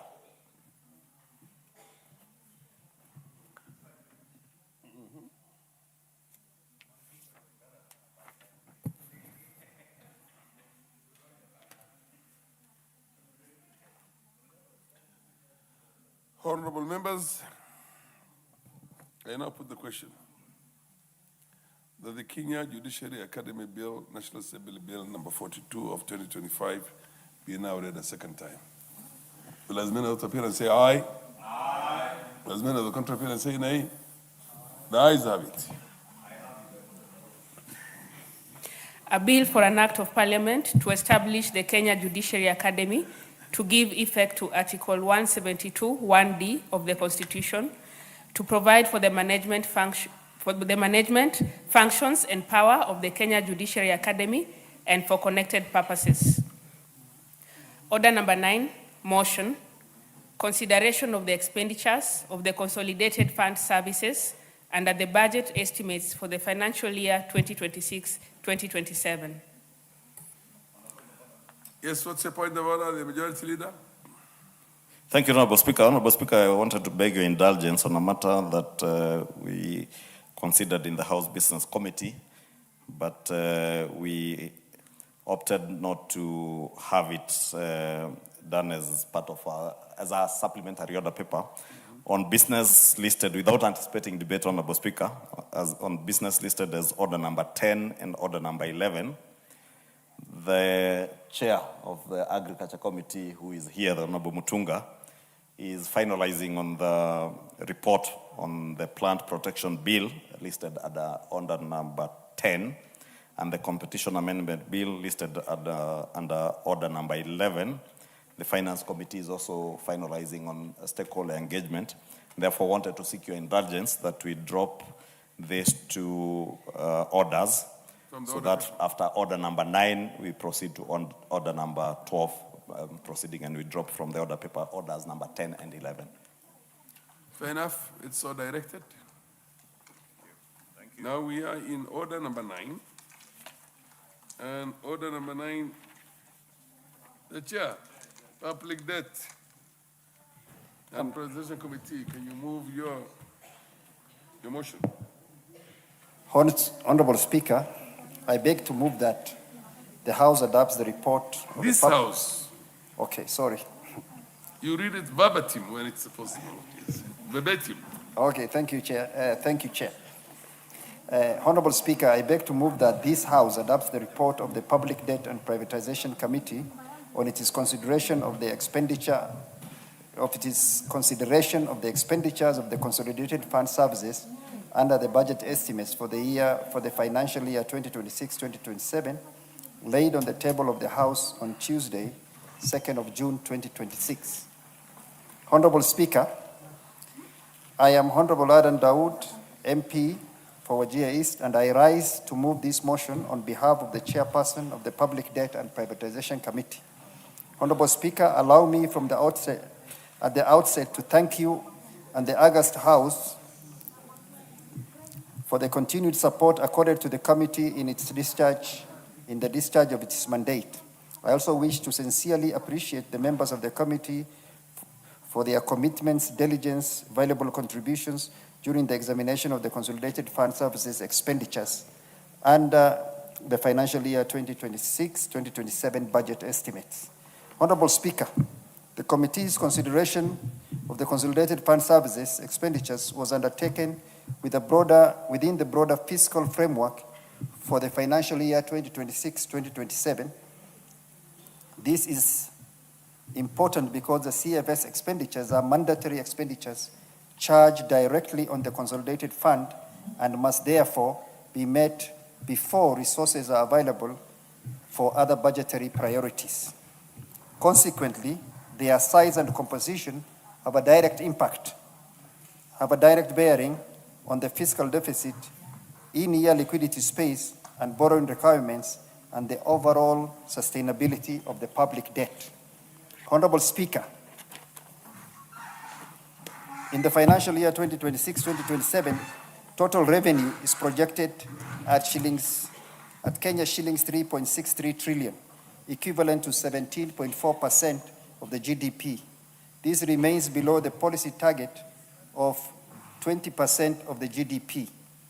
On the other hand, total expenditure is projected at Kenya shillings 4.79 trillion, or 23% of the GDP, resulting in a fiscal deficit of 1.11 trillion, equivalent to 5.3% of GDP. Honorable Speaker, although this deficit represents a marginal decline from the 1.2 trillion, or 6.4% of the GDP for the financial year 2025-2026, it remains significantly high. It also implies that the public debt is expected to increase by more than 1 trillion for the third consecutive year. Honorable Speaker, the financing of this deficit is heavily tilted towards domestic borrowing. Net domestic borrowing is projected at Kenya shillings 995 billion. Speaker, these expenditures include public debt service, pension payments, salaries and allowances for holders of constitutional office and other independent offices, among other statutory expenditures. Honorable Speaker, for the financial year 2026-2027, CFX expenditures are projected at Kenya shillings 2.56 trillion, representing a marginal decline of Kenya shillings 21.6 billion from the 2.58 trillion under Supplementary 1 for the financial year 2025-2026. However, the committee urges caution in interpreting this decline, noting that similar reduction had initially been projected in financial year 2025-2026 before CFS expenditures increased under Supplementary Estimates 1. So we are cautioning that there may be a supplementary estimate in the coming financial year that may balloon the expenditures from what we are seeing, what we are reporting today. Honorable Speaker, public debt service remains the largest component of CFS expenditures. In the financial year 2026-2027, public debt services is projected at Kenya shillings 2.31 trillion, accounting for about 90% of the total CFX expenditures.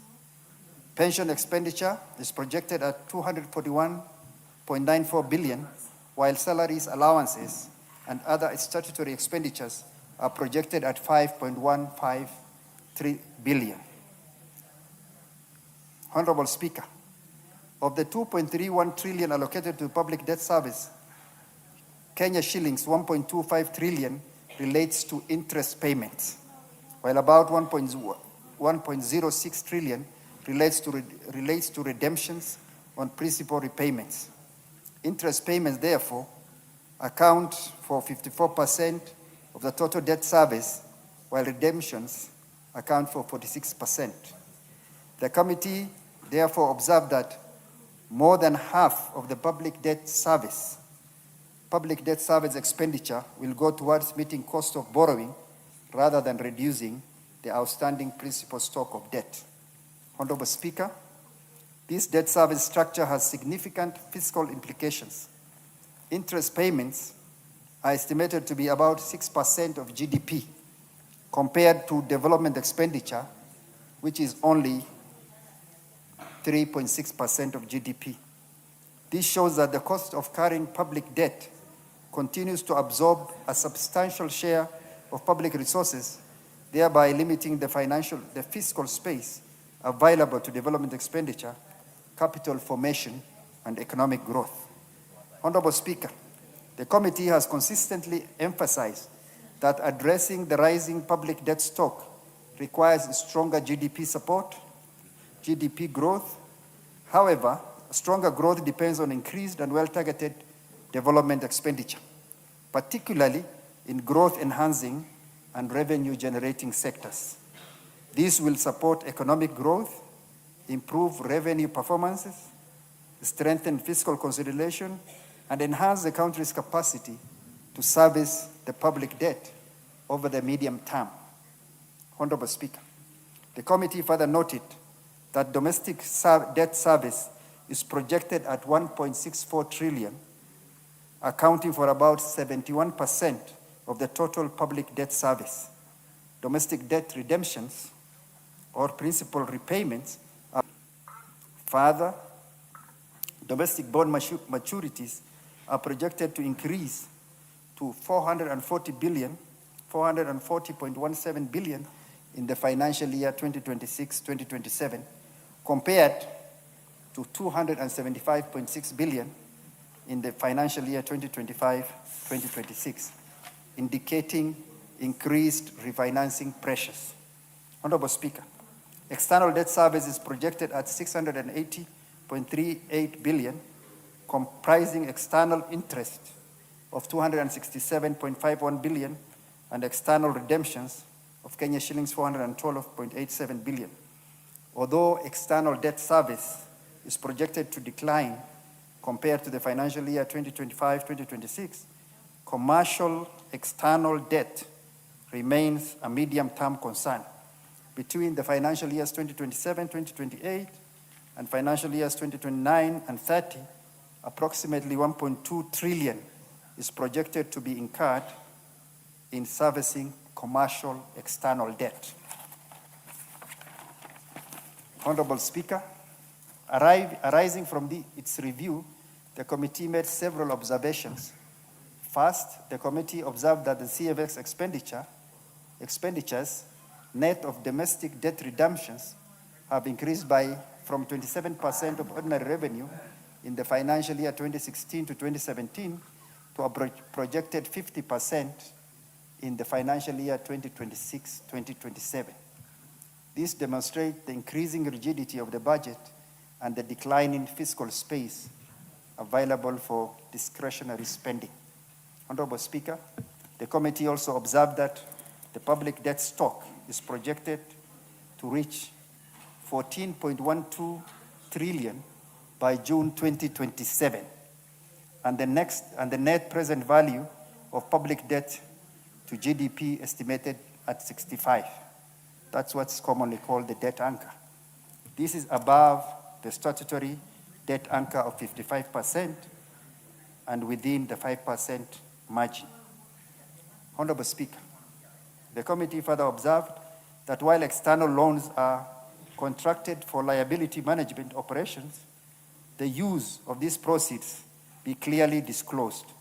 This is particularly important when part of the proceeds is applied towards general budget financing through consolidated fund. Enhanced disclosure will improve transparency, enable Parliament to assess the costs and benefits of such operations, and ensure that commercial borrowing supports long-term debt sustainability. Honorable Speaker, the committee also noted concerns in the management of on-lent loans, the continued write-off, restructuring, or forgiveness of obligations owed by defaulting entities without clear accountability and reporting to the National Assembly may create a moral hazard, weaken the financial discipline, and send the wrong signals to the borrowing agencies. Honorable Speaker, arising from these observations, the committee makes the following recommendations. First, the committee recommends that the National Treasury implements a fiscal consolidation framework on the medium-term basis, on a medium-term basis aligned to Section 16 of the PFM Act, Chapter 412A, aimed at progressively reducing the fiscal deficit and stabilizing the public debt within the statutory debt anchor under Section 50. Second, the committee recommends that within 30 days of adoption of this report, the National Treasury submits to the National Assembly a clear debt reduction path indicating annual targets, policy measures, and timeliness for achieving the debt anchor of 55% debt to GDP threshold in net present value terms. Third, the committee recommends from 1st of July 2026, the National Treasury strengthens resource mobilization procedures by ensuring that all loans are subjected to adequate project appraisal, economic valuation of the assessment, economic valuation and assessment of the expected economic rates of return before contracting. This will ensure that any marginal increase in the public debt translates in measurable economic impact. Fourth, the committee recommends that all liability management operations be supported by cost-benefit analysis, disclosure of the conditions, the assessment of their impact on debt sustainability, and disclosure on their impact on debt sustainability.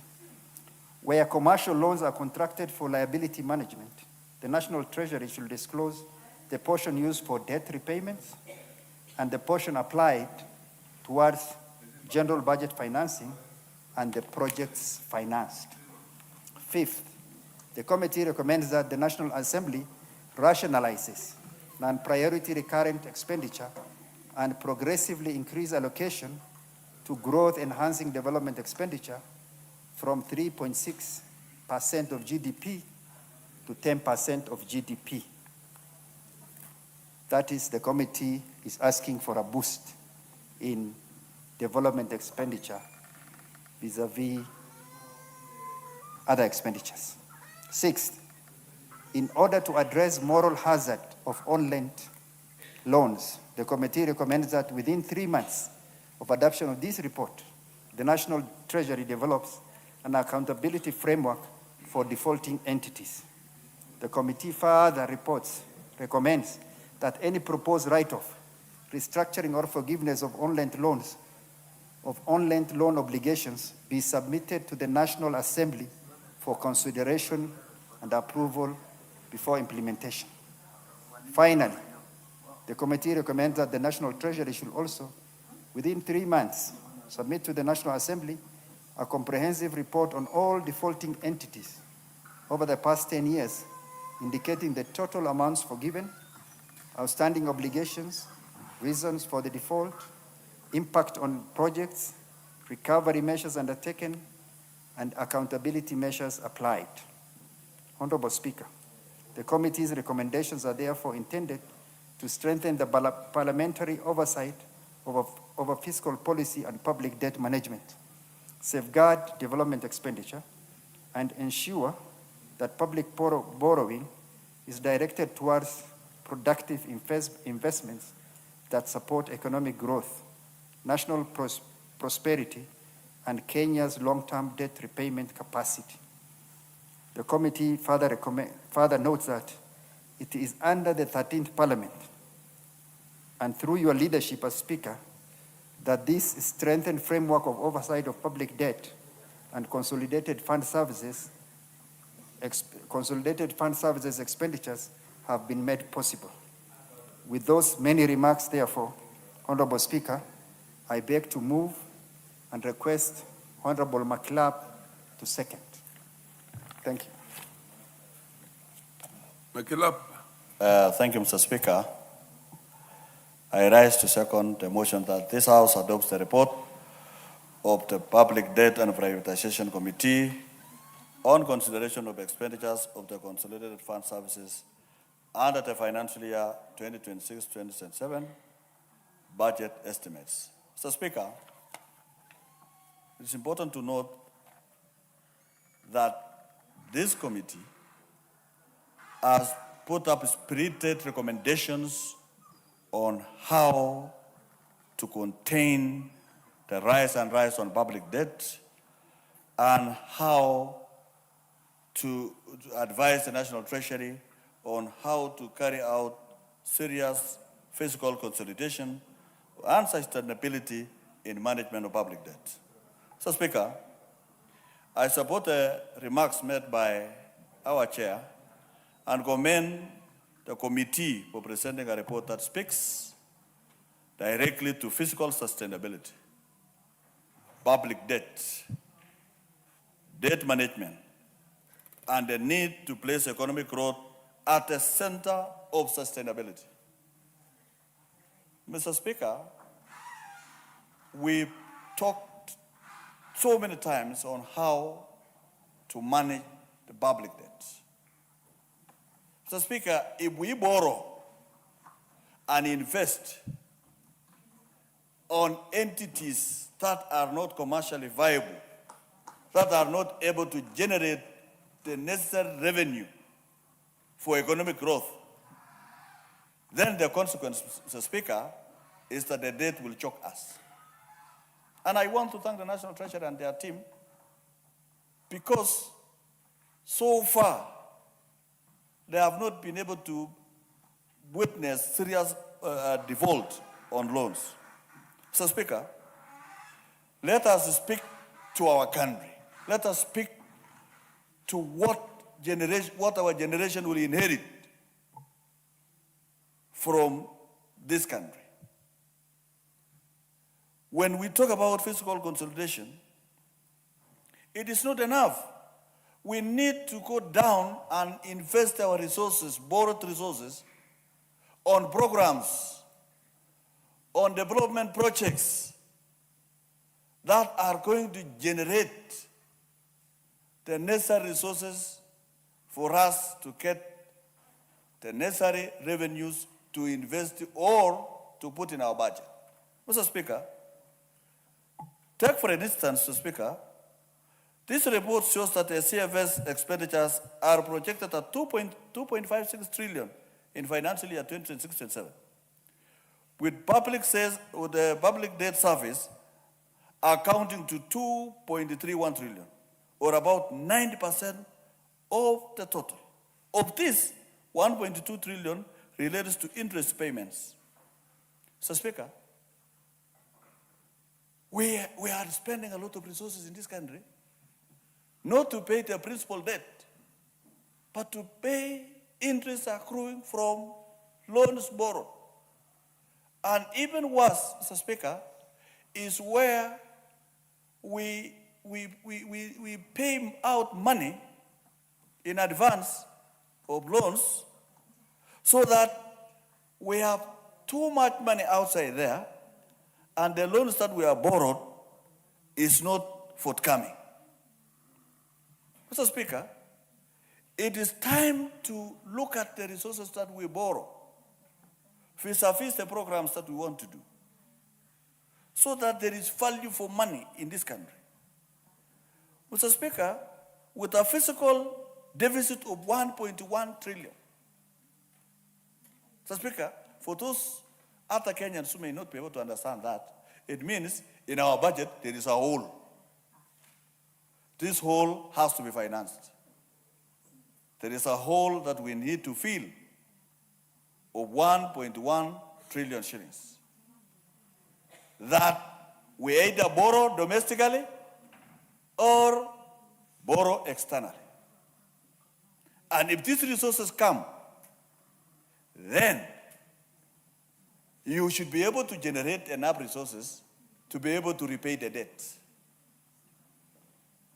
You see, Mr. Speaker, the consequence of refinancing, you know, you borrow to repay another debt is actually putting yourself on a huge debt crisis. Then how do we do it as a country? And this is why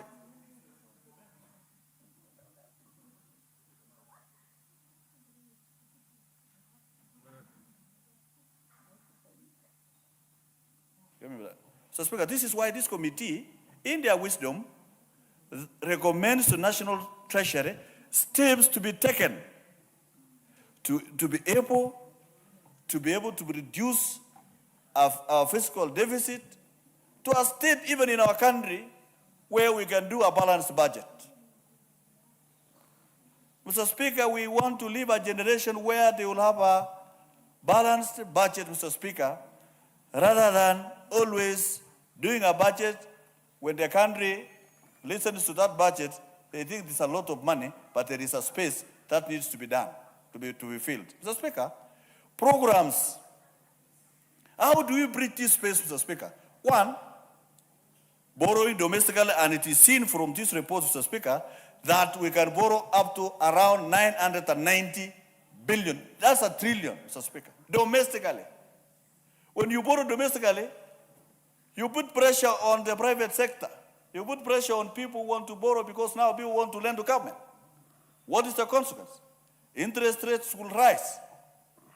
And then the private sector, which is a driver of our economic growth, the industries, Mr. Speaker, will not be able to grow because government is borrowing domestically faster than the private sector. Mr. Speaker, and this is why this committee is recommending some serious steps, including giving a framework, the National Treasury to give a framework within 30 days and clear debt reduction, but showing annual targets, policy measures, and timelines for achieving the statutory debt anger.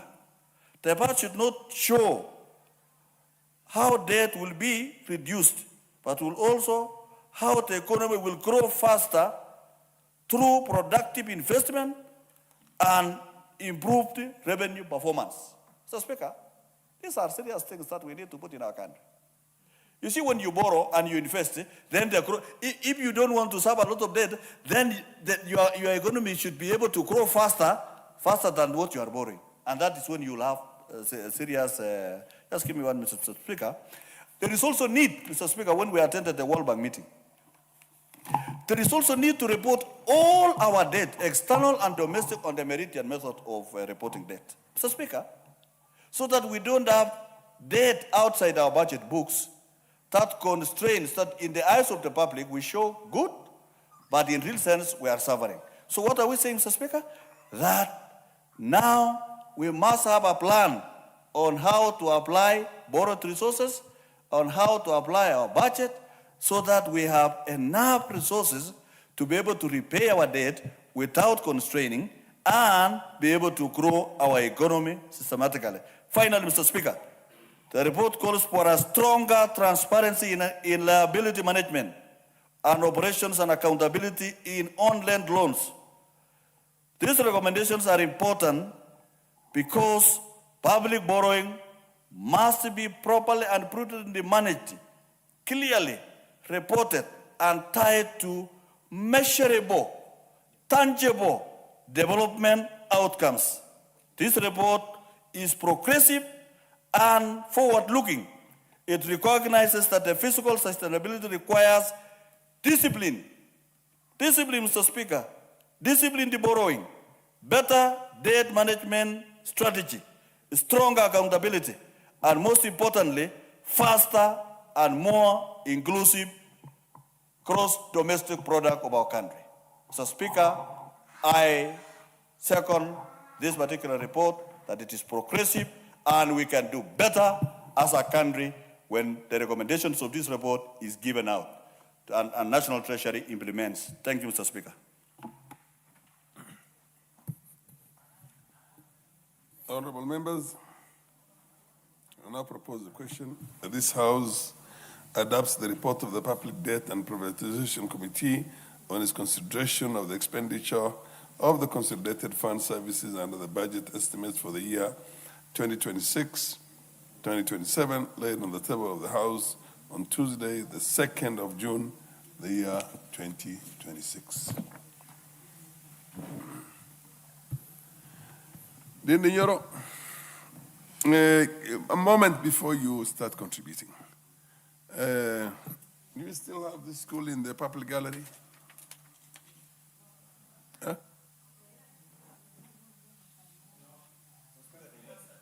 10 workers left. Okay, fair enough. Continue. Dindi Nyoro. Thank you very much, Honorable Speaker, for this chance. And I actually commend the committee because it is clear the committee did its work. Instead of singing choruses to the executive, they have actually pointed in their reports that we are in a very dire situation when it comes to the debt situation in this country. That now Kenya is at 13 trillion Kenya shillings in public debt, Honorable Speaker, projected to be over 14 trillion Kenya shillings by mid of next year. Honorable Speaker, this is just an accumulation of the decisions that we continue to take, and especially now, where we are digging the hole even deeper, even when we are in it. That every day, Honorable Speaker, Kenya is borrowing 1.2 trillion Kenya shillings every year. And currently, including today, if you average what you are borrowing, Honorable Speaker, is that you are borrowing 4 billion Kenya shillings in net terms every single day, Honorable Speaker. Net terms meaning even after accepting refinancing, where you borrow the SACCO to pay the Shylock. We have even accepted that, Honorable Speaker.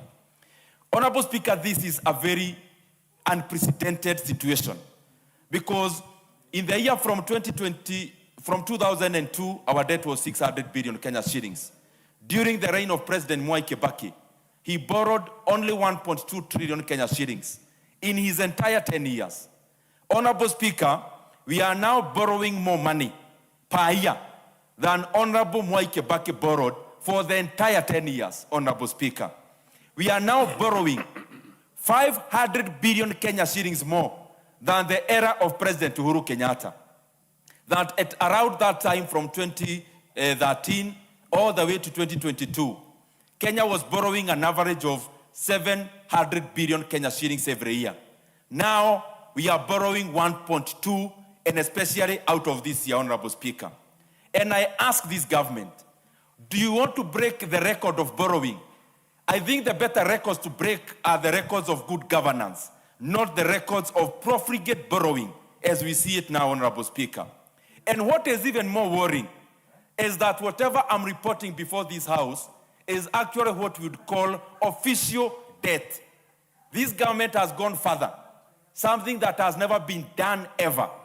That from last year, we have now opened a separate book where we are calling it many names.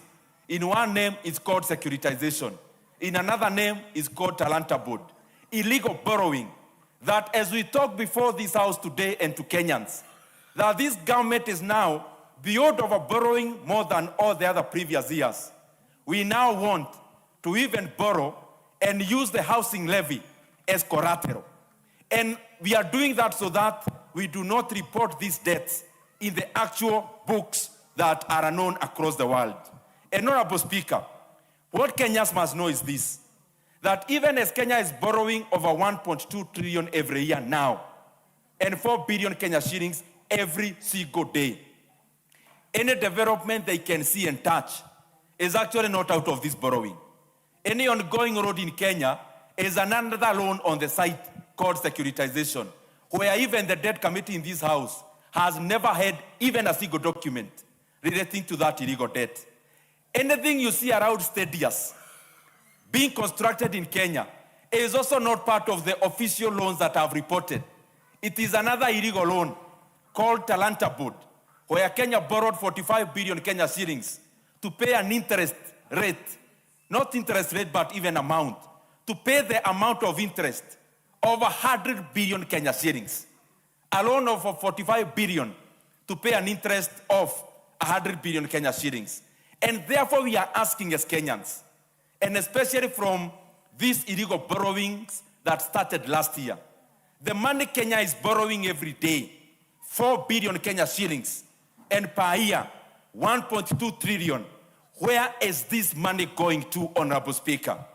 And to put it into context, that money that we have borrowed so far, of close to 4.5 trillion Kenya shillings, is enough money to have had 100 kilometers of completed tarmac road in every constituency.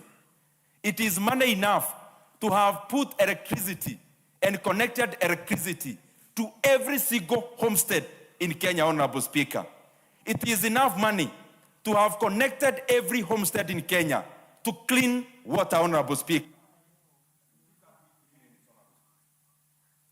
Add him an additional 1 minute. And Honorable Speaker, this money is money enough to have made education totally free in Kenya. From nursery, PP1, Honorable Speaker, all the way to the university. And therefore we are asking, this government needs to address Kenyans.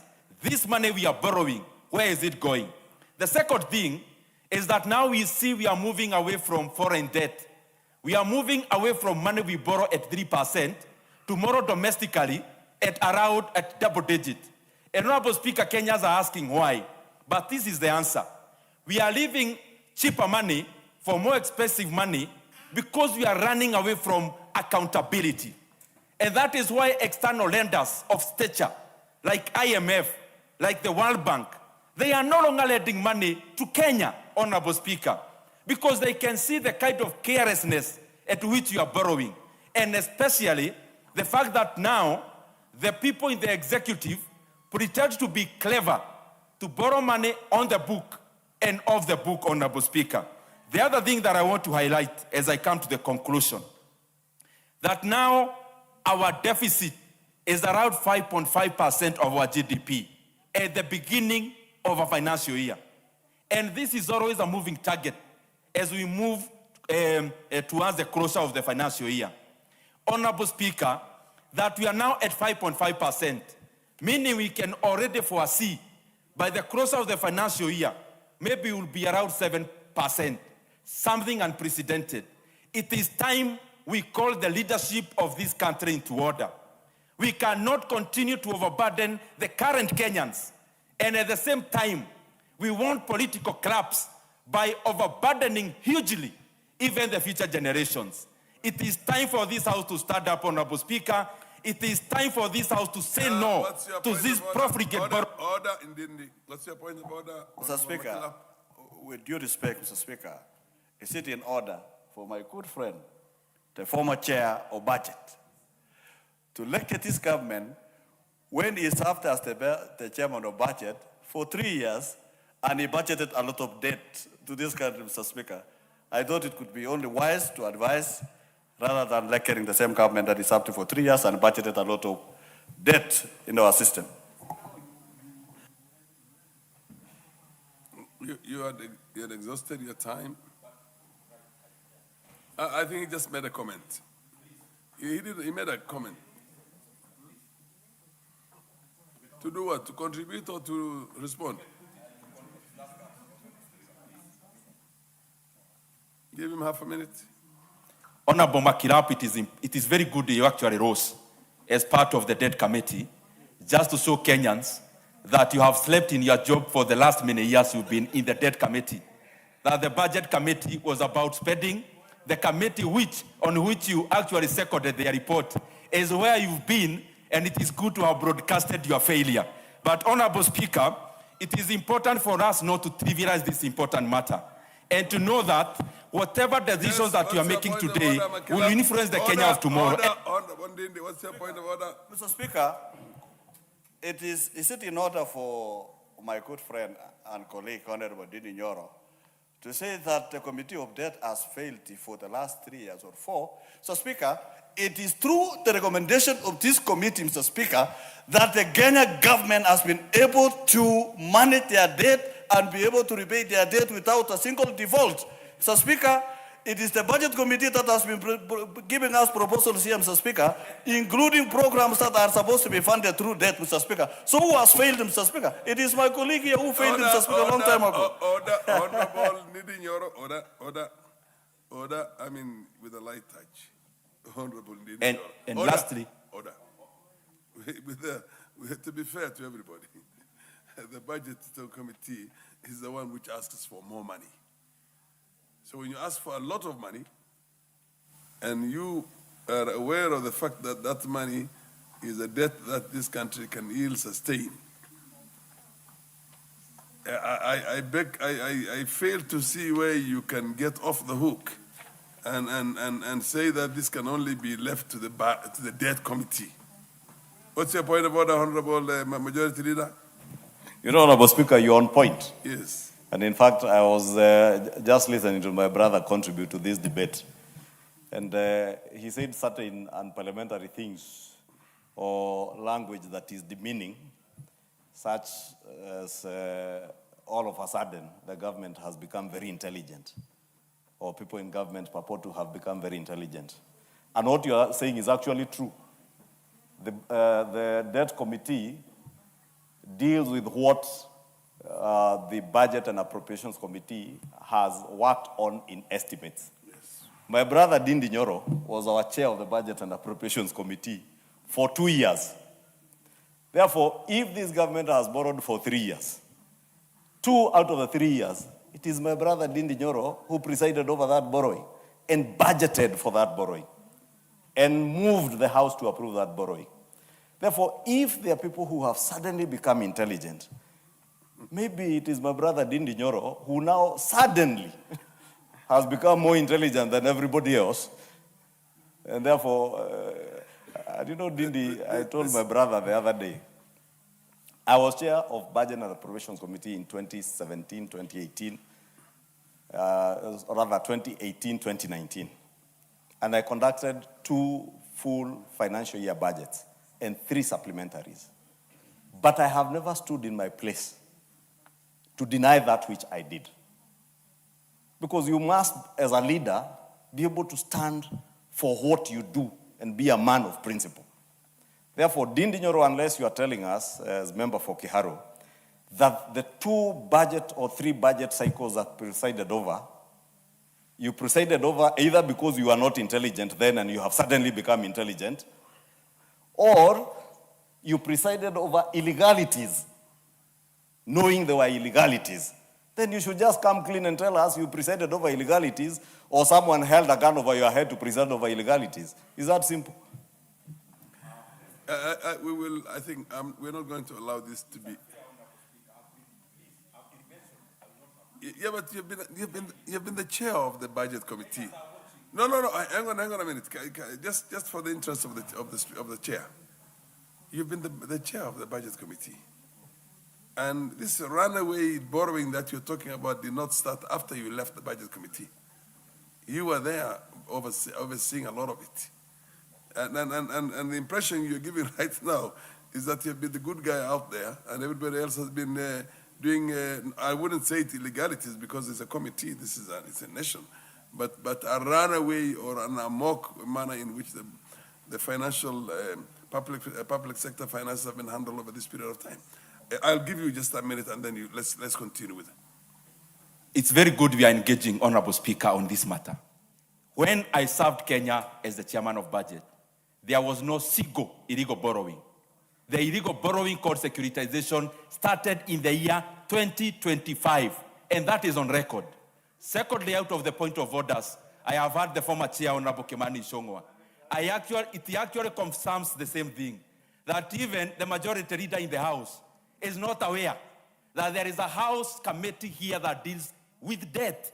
And the more the reason, Honorable Speaker, that they should be more creative, and even the Finance Committee, because there is a reason why even now the budget... Hang on a minute, this is interesting. Honorable, what's the point of order, the majority leader? You know, Honorable Speaker, as I said, my brother pretends to play around with words to look intelligent.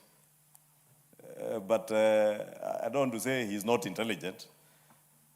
But, Honorable Speaker, you had just guided him. that besides whether or not he was a former chair of the Budget and Appropriations Committee, what is borrowed is what is not being financed from our revenues. And it is being borrowed to finance our expenditure estimates. The Budget and Appropriations Committee is the one that takes us through the budget estimates that we just approved here last week on Thursday in committee. And my brother Dindi Nyoro was here, and he knows it. Therefore, I know Dindi Nyoro, my brother. I know you want to look for an opportunity to do clips, TikTok clips, and Instagram, to people out there who do not know what we know in this house. And that is why, Honorable Speaker, as you had guided my brother, he should not use the floor of this house to mislead the public out there because he knows the truth. He has just said another untruth, that there was no securitization before when he was chair of Budget and Appropriations Committee. He knows that is not true. But he knows Kenyans out there do not have the facts in their hands. And therefore, you must be challenged on your untruths, because saying lies is unparliamentary. But what is untrue is untrue. Honorable Dindi Nyoro, let us be honest with Kenyans. Let us be faithful to the truth. Let us be loyal also to the professions. Honorable Dindi Nyoro purports to be an economist or a student of economics. I am a student of economics. And as much as we work from assumptions in economics, I'm also an accountant where we work with facts and figures. That is why I stand on facts and figures. And the truth that never changes, Honorable Speaker. Honorable Dindi Nyoro, while you're on your feet, what was the total debt in the year 2022? The total debt in the year 2022 was 8.7 trillion Kenya shillings. And the total debt, 2023,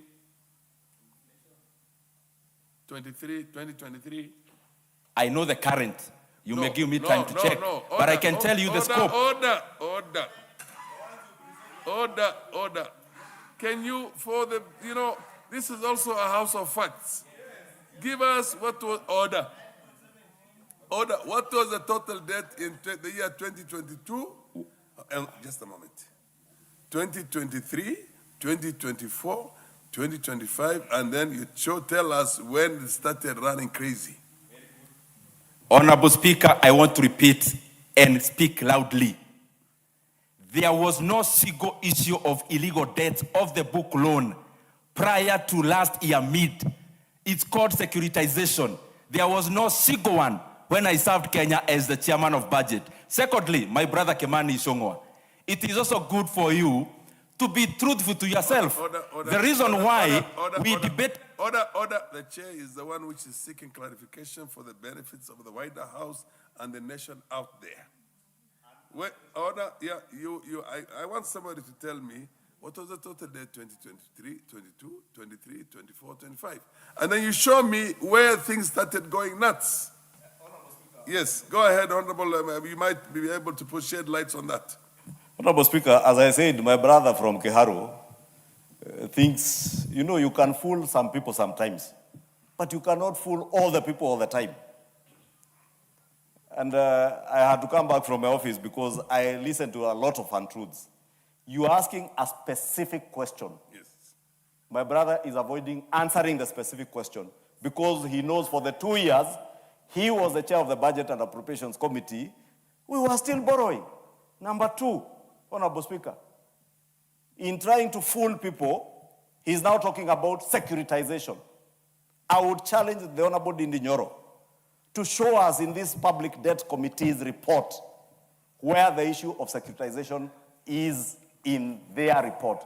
Because the issues, when I listened to the mover, the Honorable Adan move, and the second, the member for Baringo North, they were speaking about the fiscal deficit that is as a consequence of what we have already budgeted for as a house, including projects in Kikuyu constituency, in Kiharu constituency, and in all our constituencies in the country, Honorable Speaker, including the teachers that we are paying for the 100,000 teachers we have recruited.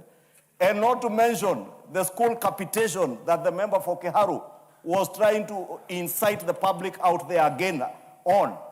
That school capitation money has been provided for here. And he knows the revenue estimates as they are. And he has been there, Honorable Speaker. Therefore, let him answer you, Honorable Speaker, the specific question. Honorable Linear, order. Can you take a seat? Order.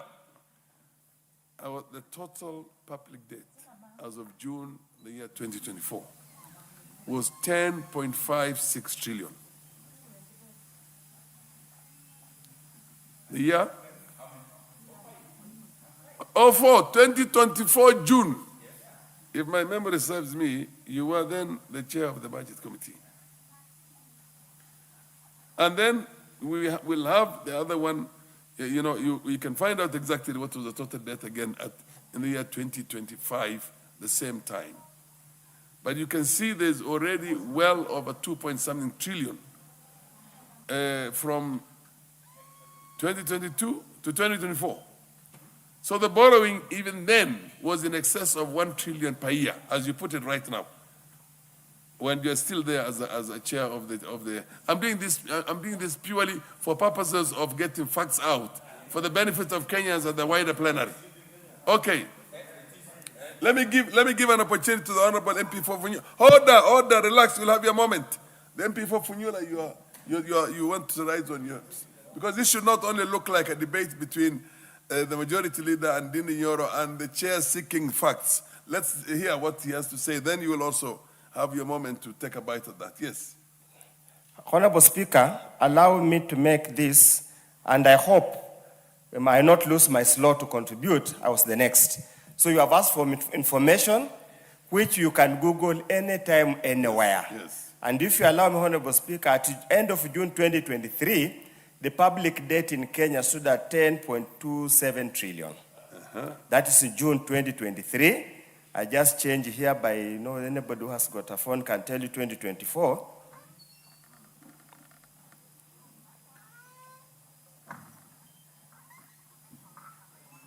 At the end of 2024, allow me to keep on checking. Yes, at the end of June 2024, it stood at 10.6 trillion. These are factual facts, Honorable Speaker, coming from Parliamentary Budget Office.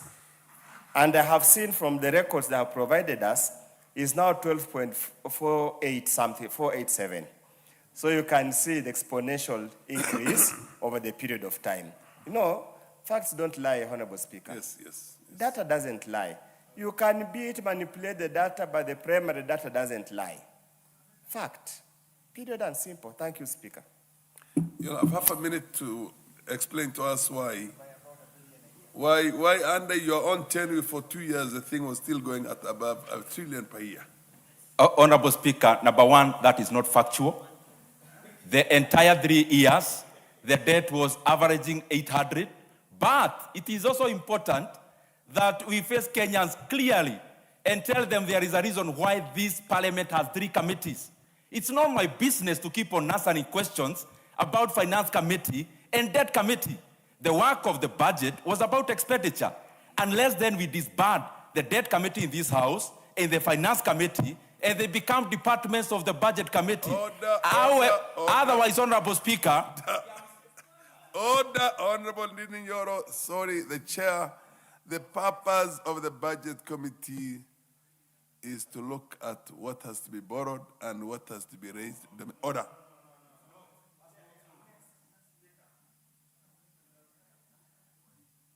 Yes, now you contribute. I think let's stop this there. While you're contributing, maybe you can also keep on educating Kenyans and the wider plenary on these things. Speaker, I know this is a house of debate and it's a house of records. Yes. And I think this kind of exchange should be encouraged as many times as possible so that Kenyans can know that members of parliament are not just yes, are not voting robots, but our brains they can debate. And that's why precisely why the chair is Honorable Speaker, let me also join my colleague to support the report by the Public Debt and Privatization Committee on the consideration of the expenditures of the consolidated fund services under the financial year 2026-2027 budget estimates. Honorable Speaker, allow me to start by reading verbatim the report of the committee, paragraph 91. At about 6% of GDP, interest payments exceed development expenditure, which is estimated at 3.6% of GDP, indicating that debt service costs remain a major component of public spending and continue to shape the fiscal space available for development priorities. Honorable Speaker, anybody who has attended an elementary economics class knows that an economy has got a higher chance of expanding if most of the budget or expenditure is towards development. Current consumption, Honorable Speaker, as much as it might be a source of improvement of the economy, it does not expand the economy. That's a fact. So, Honorable Speaker, the import of this particular statement alone, I say so, Honorable Speaker, I'm a Christian, and many a time will read a verse in the Bible and base the homily or the preaching on that verse. I don't know how the Muslim brother do it, but that's where I have started. Honorable Speaker, the import of this particular observation is a committee observation, is that this economy has no chance of expanding to accommodate the ever-increasing number of young people and Kenyans joining this economy. That's the truth, the fact. Any other stories, any other political pontification is our typical political posturing. And that's why, Honorable Speaker, we must, as a country, sit down and be honest with each other. Again, typical. We are having a budget expenditure of 4.6 trillion. We have an estimated revenue of about 3 point something, meaning we are going to have a deficit of 1.1 trillion. 1.1 trillion. It means, Honorable Speaker, we are borrowing. We are going to borrow about 30% of what we need to spend this year. Honorable Speaker, what that means is simple this. We have an adage, when you are in a hole, you stop digging the hole if you want to get out. We are in a hole, we keep on fetching water to pour the water gets sipped into the soil, and we remain in the hole. We'll never get out of the hole. Honorable Speaker, the challenge now lies on us. The challenge lies on the executive. The so-called experts ODM donated to Treasury to really sit down and avoid endless journeys in choppers, to sit on the desk, scratch your head, think through, and make sure, Honorable Speaker, we resolve this matter.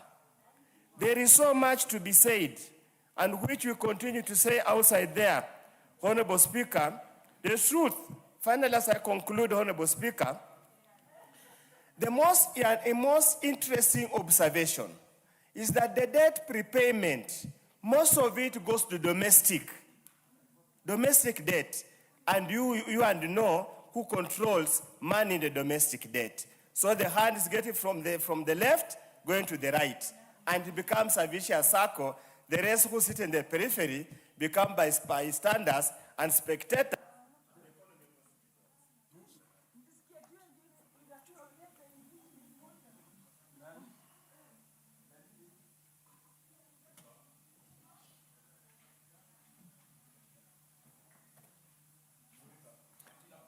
Yes. Majority Leader. Thank you, Honorable Speaker. Honorable Speaker, I rise to support this motion on consideration of the expenditures of the Consolidated Fund Services under the budget estimates for the next financial year 2026-2027. And allow me to begin by thanking the members of the Debt Committee, Honorable Speaker, because as you have said, they consider this expenditure of the Consolidated Fund Services as a consequence of what we have already committed ourselves to, Honorable Speaker. And it's true, and I must agree with my brother, Honorable Undo, that many of the things we are arguing about here are facts that we should not even be arguing about. We just need to be honest with each other. That true, we have a fiscal deficit every year, year on, year out, we have a fiscal deficit. And the question then that we should be asking ourselves as leaders today is how do we bridge that gap so that we continuously reduce our fiscal deficit, because that is the only way you will reduce borrowing. Forget about all these other semantics of whether securitization is borrowing or not. There are various schools of thoughts on whether securitization is actual borrowing or not, and we may not have the time in this debate to be able to explore all the schools of thought academically and even from those who are students of economics and accountants like ourselves, Honorable Speaker. But the fact is that we have a fiscal deficit, and this year we have, for the first time, Honorable Speaker, budgeted for the highest fiscal deficit in the recent past at 5.3%. That again is a fact that we cannot run away from. What is informing this fiscal deficit, Honorable Speaker, is exactly what you are trying to educate the country on, that we have budget estimates or expenditure estimates that outstrip our revenue projections. And the other fact, Honorable Speaker, is that we have said it here. If we are honest, if we are leaders, if we want to be leaders, not political noisemakers, as some of us want to be seen how intelligent we are out there. If you are a true leader, you should be honest enough to tell the people of Kenya and the world that we are dealing with a wartime economy, as I said here when we were debating these estimates and the fuel economy matters. Because, Honorable Speaker, global supply chain logistics are disrupted whether we like it or not. Availability of fuel around the globe is also disrupted. We don't live in an ivory tower. We live in a congested world with the rest of the world. And therefore, even as we budget today, we must be very honest to ourselves that these budget estimates that we are budgeting today, very soon, we may have to look at a supplementary budget to further cut on our expenditure estimates. Not just with the view of reducing the fiscal deficit that we are budgeted for, but also cognizant of the fact that we are living in uncertain times. We do not know and we have no control of when the war in the Middle East will end. I hear some who purport to be very intelligent telling us, oh, the Strait of Hormuz, no oil, not a single barrel of our oil goes through the Strait of Hormuz. You know, again, that is a plain lie.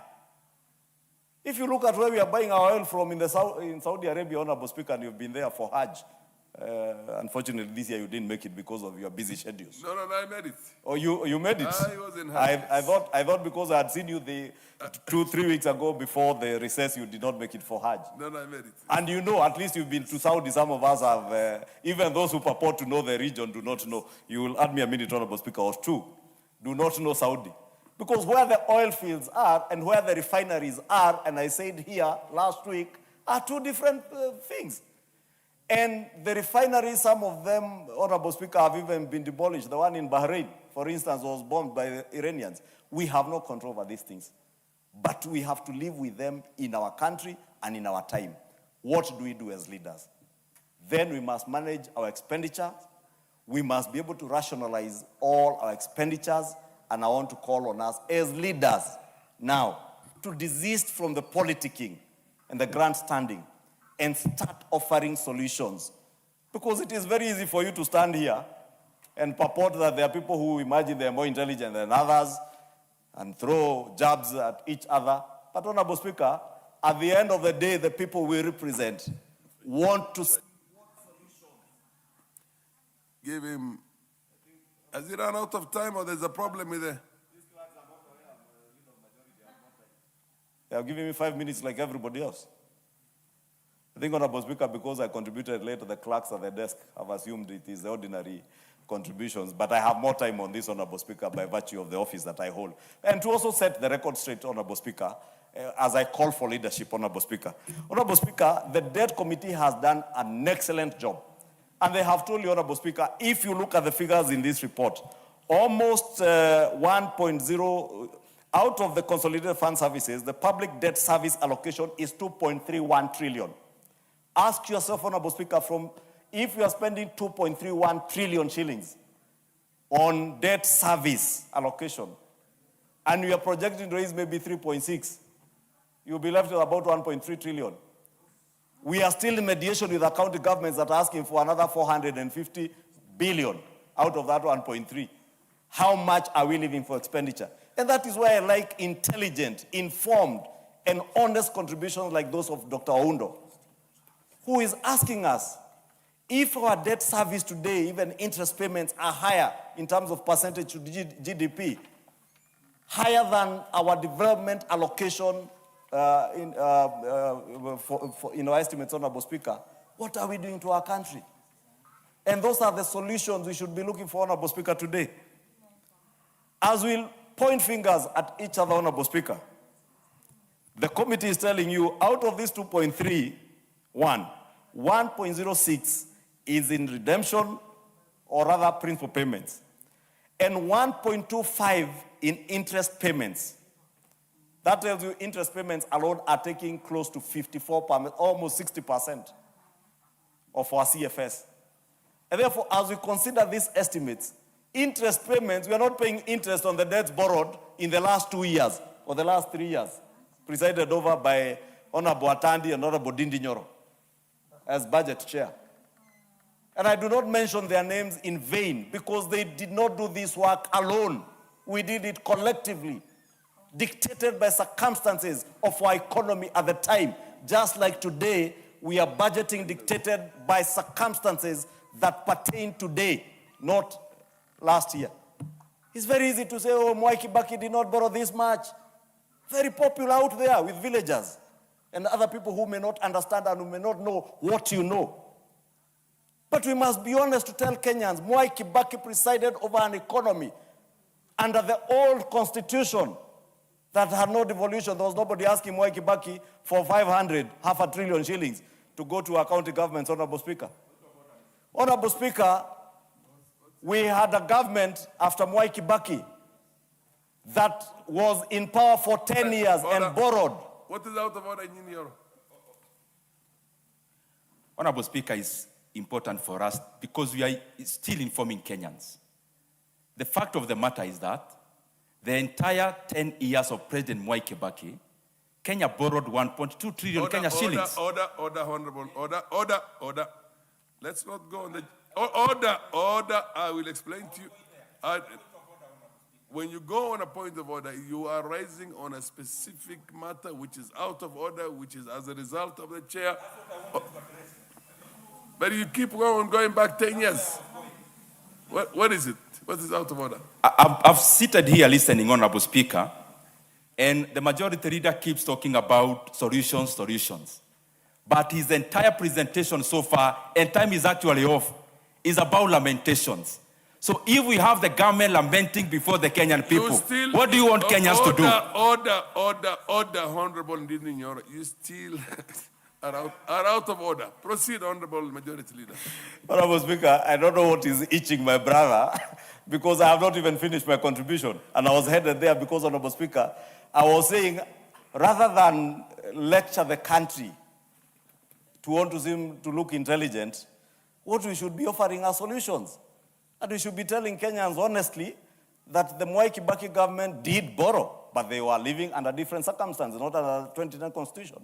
The 2010 Constitution, when Uhuru Kenyatta came into power in 2013, you will see the exponential growth of that debt, dictated again by our circumstances. I know some of these members were not in that parliament, but we were there, Honorable Speaker. The former chair of the Budget and Appropriations Committee, a great Kenyan by the name Mutava Musimi, presided over an audit of the 2010 Constitution implementation and tabled a report in this House, Honorable Speaker, that told us we cannot and we will not afford to implement this Constitution in its entirety with our economy as it is. These are things that are in this house, Honorable Speaker, that we can read and inform ourselves. But that be so, Honorable Speaker, we are where we are. Aware that we cannot claw back on our gains in the Constitution of 2010, Honorable Speaker, because the people of Northeastern Kenya today can pride themselves with having a brand new stadium in Wajir County, Honorable Speaker. The people of Wajir, for the first time in the history of Kenya, feel part and parcel of the Republic of Kenya. They are not excluded. That is the new nation that we are fashioning. And that nation cannot be fashioned, Honorable Speaker, with petty politicking and grandstanding and throwing jabs at each other to look intelligent to our villagers. I do not want to be that villager who looks brighter than fellow villagers. I want to be a leader in this country who will offer solutions. And those solutions, Honorable Speaker, come in the Sovereign Wealth Fund that is before this House being considered by the Finance and Planning Committee. Those solutions come in the National Infrastructure Fund, which we set up as this House, Honorable Speaker, to be able to have alternative means of financing this budget so that we do not continue growing our fiscal deficit. Those are the solutions we should be offering, Honorable Speaker. Some of these people are here, Honorable Speaker, speak about these issues, are people who stood in their place here to oppose the establishment of the National Infrastructure Fund. Honorable Speaker, that National Infrastructure Fund is what, for those that we campaigned with, Honorable Speaker, and some were very loud in our campaigns in 2022. Very loud. Page 10 of the Kenya Kwanza Manifesto, Honorable Speaker, spoke about the establishment of the National Infrastructure Fund. And some of those who were on cut-ups, pretending to be very intelligent economists, spoke to the establishment of the National Infrastructure Fund. Hypocrisy, dishonesty, and political grandstanding for cheap publicity. Now they come before this House and they tell us, oh, this National Infrastructure Fund, oh, this is illegal borrowing. This is odious debt. Odious debt language they are borrowing from some guy called, I think, Jimmy someone. I don't know what he does in this country. He is a party leader of some party that was led by a former member of parliament from Kikuyu. Honorable Speaker, securitization, Honorable Speaker, is part of the solutions that we must devise to get away from these systemic fiscal deficits that we have year in, year out. Because if we do not find alternative means of financing our capital or our development expenditure, or even our recurrent expenditure, Honorable Speaker, we change our education system from 844 by Uhuru Kenyatta regime to CBE or CBC. We knew we had a deficit of 116,000 teachers, Honorable Speaker. When we changed, Honorable Speaker, I do not know what I have said because the CBC... Order. Everybody will have their moment. We will not have a situation in which you interrupt endlessly. He is making a contribution. Wait until he completes.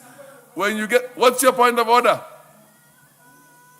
I have respect to the majority leader because being majority leader, it takes a lot of energy and efforts to be there. But for record purposes, is it in order to say that 844 system of government was initiated during Uhuru's time and they were changing it now to this time? Let's just be factual. No, he didn't say 844, he said something else. The CBC. Yes.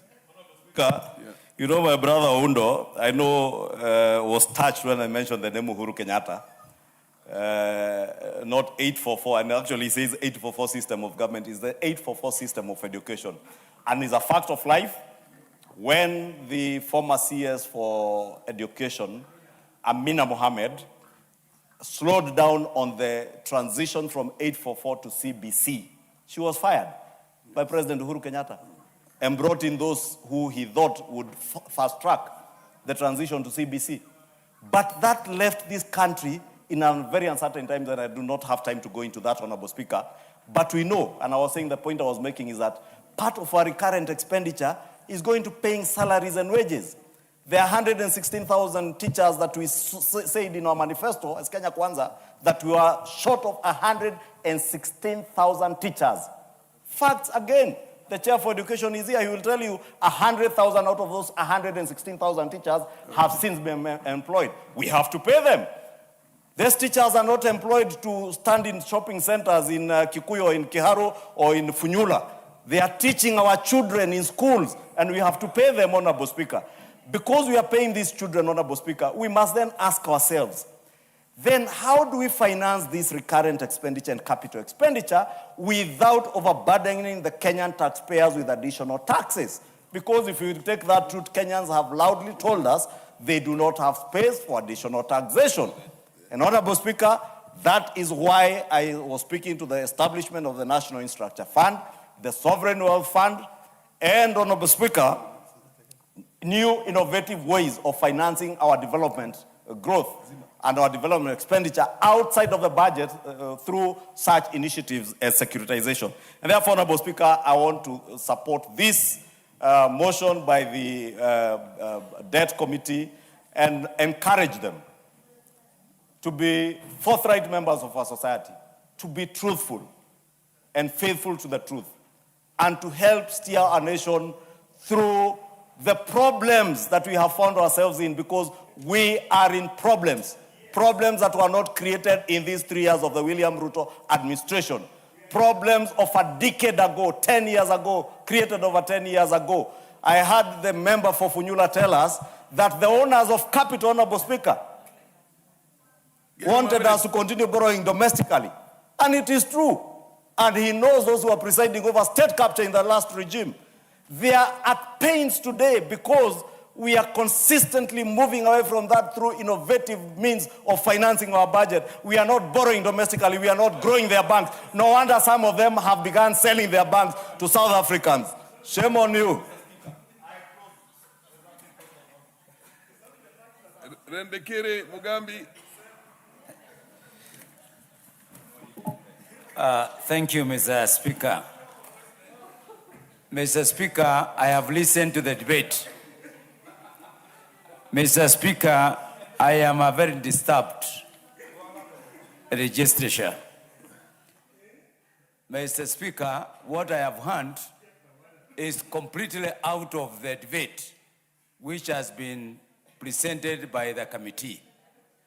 Mr. Speaker, on page 24 to page 26, the committee has made observations and it has made recommendations. And what I thought is that we shall confine ourselves to what the committee has observed and what the committee has recommended. What it has turned out to be is a jargon exchange as to who is light and who is long. Mr. Speaker, I came here because I'm concerned, like any other Kenyan citizen, on the issue of debt and borrowing for priority projects. The timelines, and specifically because we have focused ourselves on the long-term borrowing, which now is becoming a major problem. We started feeling the effect of borrowing after this government came into force. And we cannot run away from that fact, because this is the time now we are paying a lot of debt, and a lot of the money is going towards the debt repayment. Mr. Speaker, if we take the volume of money that is being paid as for debt, it is really affecting our development budget. And that's a fact. What I would have expected to hear from the people who have more knowledge than others, as they claim to be, is on the recommendations of the committee. Mr. Speaker, what should be our focus? What has been lacking, Mr. Speaker, is a situation where the growth of debt service expenditure does not match with the Section 16 of the PMF Act, CAP 412A. And what the committee is recommending is that we need to start reducing the deficit and stabilize the public debt. I think this is what the committee is recommending. But when we start now talking about other issues, the committee has made a very important. And that's the one, the problem that we have been having over the years. And I don't want to confine myself into the thinking of Uhuru, Kibaki, I don't know, Moi or Kenyatta. The point is all these government have not been focusing on this, and the right time now has come. And that's what the committee is breeding.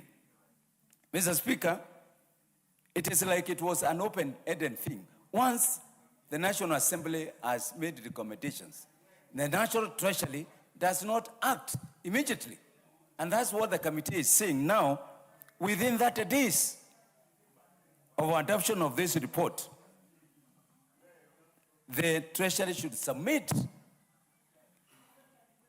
to the National Assembly a clear debt reduction path indicating annual target, policy measures, and timelines for achieving 55% debt. I think this is very important, and we need to support. So in terms of setting the time limit, because before it was left open, they would submit any time. But now the committee is recommending 30 days. That's very important, Mr. Speaker. The other important thing is we have been borrowing without matching the expenditures with the priorities. And that's what the committee is doing, Mr. Speaker. Let's borrow money, let's put debt, let's get debt, but they need to be matched with the project in terms of development. And finally, Mr. Speaker, it seems that we have been having problems on disclosure on what the money is going to be used and how the money is going to be used. And the committee now has come up with a clear guideline that we need to disclose how this money, how these debts are going to be used. So with those few remarks, Mr. Speaker, let's not try to play with the gallery. I expected my friend Did Nyolo, whom I respect very much, to confine himself on this. But because he chose not to, I chose to focus on my comment on the... Fair enough. The Honorable Meli. Thank you, Mr. Speaker. Mr. Speaker, I rise to support the committee's report on this motion of consideration of the expenditures of the Consolidated Fund Services for the financial year 26-27 budget estimates.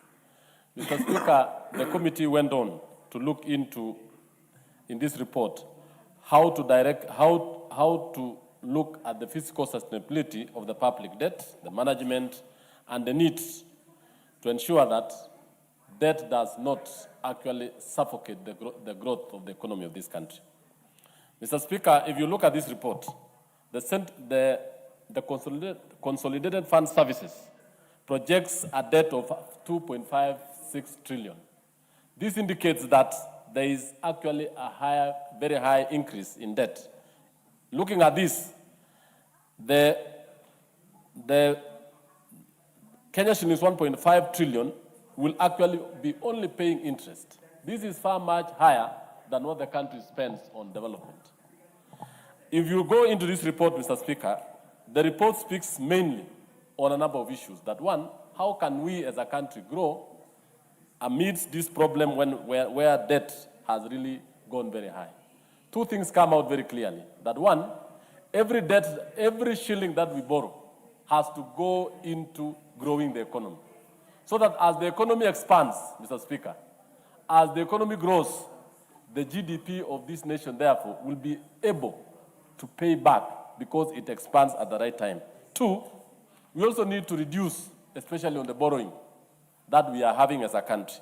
And one of the things that the report speaks about very boldly is borrowing to ensure that we develop infrastructure, develop agricultural productivity, ensure there is proper manufacturing of exports, value addition, and energy reliability. Honorable Speaker, the energy in this country has placed a very, very high interest, especially on the cost of products. That you'll find manufacturers at times, the cost of energy in factories, tea factories, and in all other sectors are very expensive. To this end, we really need to ensure that even if you are going to borrow, we need to have cheaper energy that will actually ensure that the goods we manufacture are not going to be expensive and will be easily exported within the sector. The other issue, which is actually about the debt redemption or the repayment of debt at every other time. This will actually ensure that we as a nation will actually be able to ensure that our net revenue that we are going to collect from the citizens, we are actually going to make sure that we use it to develop this country, not in actually repaying the loan, repaying the interest, and therefore remaining with very little to run the economy of our country. Lastly, Mr. Speaker, on this report, there are issues that are actually very, very, very important, and is on the issue of refinancing, pressures, and crowding out. If we are going to borrow out, we are going to borrow the loans all this time, especially from the domestic. The domestic market, and I think this is very important, members need to hear this. The domestic market borrowing will always crowd out the private sector, you and me and everybody else. If the government is going to borrow internally, it means the cost of borrowing is actually going to go very high. And those in the private sector cannot afford it. And therefore, it speaks to the government, yes, you can borrow, but try as much as possible not to borrow internally, but we look for resources that can be sustainable. Lastly, Mr. Speaker, is the issue of long-term ways of trying to make sure that the debt is sustainable. What are we doing as a country to make sure that this debt is sustainable, it does not suffocate the economy, and it makes sure that we grow the country together. And the only way which the report puts out very clearly is to ensure that there is need for every shilling borrowed to be accounted for. And they have given a very important thing here, Honorable Speaker, let me just look at it, that every loan that is borrowed has to be subjected to a due process to see to it that it is doing what it is intended to do in that particular thing. I stand and I support. Catherine Omanyo, I thought I saw your name. Yeah, I did. I just wanted to congratulate the Budget Committee for the... Not the Budget Committee. That's not the Budget Committee. That's the Debt Committee. I wanted to talk proceed. About it. Just a little. Yeah, they've done a good job, mostly on agriculture, education, health. That's where my concern was, because last time there was a lot of gaps. And last week I had discussed about it. So today I was just here to listen to Ndindi Nyoro, how he's misleading Kenyans, and warn him to stop that. We should take Kenyans serious and take every issue that will rise. Order. The word misleading is a parliamentary word. It necessarily does not attract a point of order, but proceed if you want to lead, say something. What's your point of order? Mr. Speaker, is it in order for a member who was visibly asleep to just wake up, purport you are discussing the budget report, and then go ahead to impute improper motives upon a member who gave a very objective consideration of the report before the House? I request Honorable Omanyo, when you are in the House, be in the House. You seem to be troubled. Honorable order. I think Parliament is allowed, the House is allowed, occasionally to have that banter, what would you call it, candor. But then, you've made your point, yeah. But for your information, we are not discussing the budget report, we're discussing the debt report, the public debt. Proceed. Mr. Speaker, I think my colleague raises his voice where it's not even necessary to do that. I was just calmly reminding him, it's out of this budget that we pay our debts. It's out of this budget that I'm seeing so much has been sealed to avoid at least to reduce corruption. So we keep reducing our loans, our debt, and I don't know why he keeps on screaming when talking. Can he also learn how to talk to others? Ndindi Nyoro, don't be screaming at people like that. There being no, Mutunga, do you wish to contribute on this, or you made a point? You wish to contribute? Okay, proceed. Dr. Mutunga. How about, where is Dorothy Ikiara? Where is my sister? Oh, yes, Ikiara, you are there. You're next. And then I don't think there's any more interest. We'll have to ask the mover to reply. Proceed. Madam Speaker, thank you very much for the opportunity to add my voice to commending the committee for the report and seek for the adoption of the report. Madam Speaker, I support that we adopt this report. Madam Speaker, I have noted with a lot of appreciation that this committee clearly edged the report on the debt management policy that was presented to this House, and it was seriously discussed before we started discussing the budget activities of this year. And Madam Speaker, that report was launched in the first quarter of this year, not financial year, this calendar year.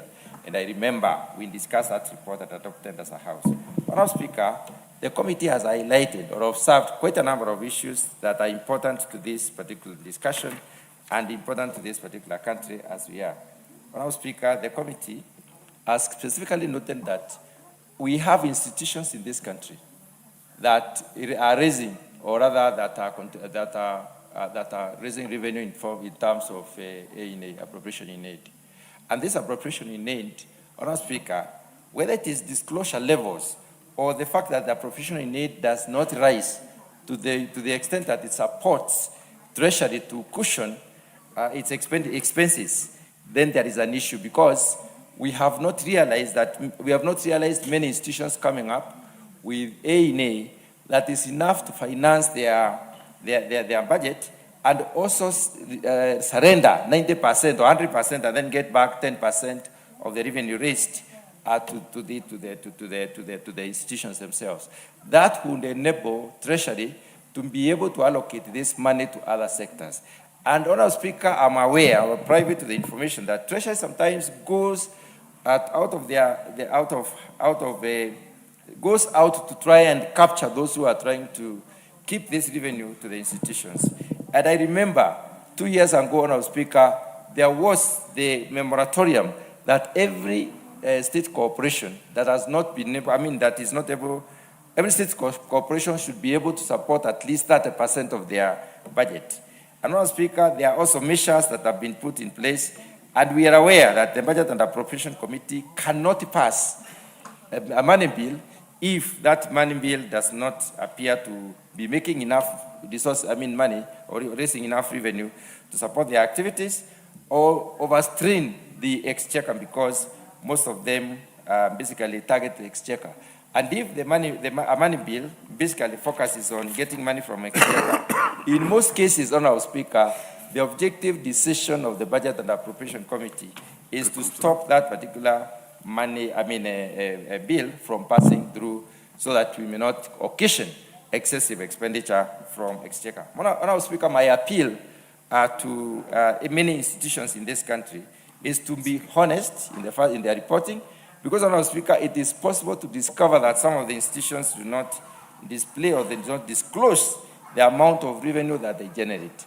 And this is an aspect that we need to focus on as a country, to ask ourselves what kind of institutional or structural management tools that we need to adopt. Like, for instance, the management applications that we have that would basically disclose how much revenue is being raised by the different institutions. Honourable Speaker, looking at the changed circumstances, and I wish to allude to the fact that this country is today running at an extremely high cost. In the sense that, Honourable Speaker, if you look at before implementation of the Constitution 2010, the government used to be extremely lean. We basically started the implementation of the county arrangement, the devolved arrangement, and the demand for money increased. Besides basically also being at a stage of development where we also are running, we are moving very fast in terms of what needs to be done. Honourable Speaker, on the other hand, we also should be privy to the fact that as we move forward, the changing circumstances and the demands that are coming up occasion us to look for money. But, Honorable Speaker, it is a standing position of this government that we should borrow a lot more from externally in terms of long-term concessional loans, which are cheaper. Madam Ikera, then I'll call on the mover to reply. Thank you, Honorable Speaker. Honorable Speaker, I too want to thank the Chair and the Committee on Public Debt and Privatization on this very important move. Honorable Speaker, I support and I say the committee's observation and the committee's recommendations should be followed so that, Honorable Speaker, we can be able to move this country. Honorable Speaker, it is true that we need money for development. It is true, Honorable Speaker, that for a very long time we've had a crisis in the education sector where our teachers were not being employed for a long, long time. And Honorable Speaker, this particular committee has come out with the recommendations and their observations, and I hope they'll be adhered to. Honorable Speaker, I support. Under the circumstances, I'll call on the Honorable Chair of the committee to the mover to reply. Thank you very much, Mr. Speaker. Honorable Speaker, I wish to thank the honorable members for taking their time to contribute to this report on the public debt of the Public Debt and Privatization Committee on the Consolidated Fund Services under the budget estimates 2026-2027. The committee is grateful for the support that the House has given, and in particular, I want to note those Honorable Ndindi Nyoro, Honorable Hundo, the Majority Leader, Honorable Kimani Chungwa, and as some of those who contributed well to this debate. Chair, being the committee on public debt, I want to put the record straight. You have asked a few questions about the debt. In June 2022, the debt was 8.579 trillion. June 2023, it was 10.279 trillion. June 2024, it was 10.361 trillion. June 2025, it was 11.81 trillion. We don't have the figures for June 2026 because it is not out, but as of March 2026, it was 12.833. And we are projecting for June 2027 to be 14.12 trillion. So those are the figures, Mr. Speaker, Honorable Speaker, that you asked for. Now, just a small thing. Honorable Ndindi Nyoro, the debt committee is non-debt creating committee, but an oversight committee. So we don't create any debt. And this committee has been brought in by you people in this current House. I hope that in the next House it will still exist as a committee. As such, therefore, just to put the record straight, it wasn't Honorable Makilab creating debt. Honorable Speaker, the committee remains committed to strengthening the parliamentary oversight of public debt, the statutory of public debt, statutory expenditures, and the broader fiscal framework. It is our expectation as a committee that the adoption and implementation of the recommendations contained in this report will contribute to the improved debt management, enhanced fiscal transparency and accountability, and better safeguarding of the fiscal space for priority national programs. Mr. Speaker, you will note even today, there was a petition brought by Kenyans about intergenerational debt. These are things that need to be discussed, and these are things that this committee and this House should be seized of. I thank you, Honorable Speaker. I beg to reply.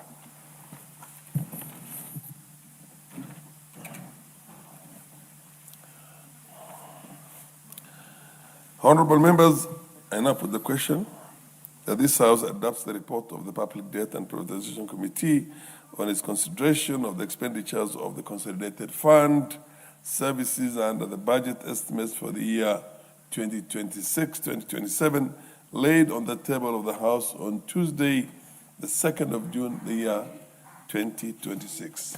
Will as many of the appearance say aye? Will as many of the contrary appearance say nay? The ayes have it. Next order. Order number 12, motion, report on inspection visit to the East African Science and Technology Commission and the East African Health Research Commission.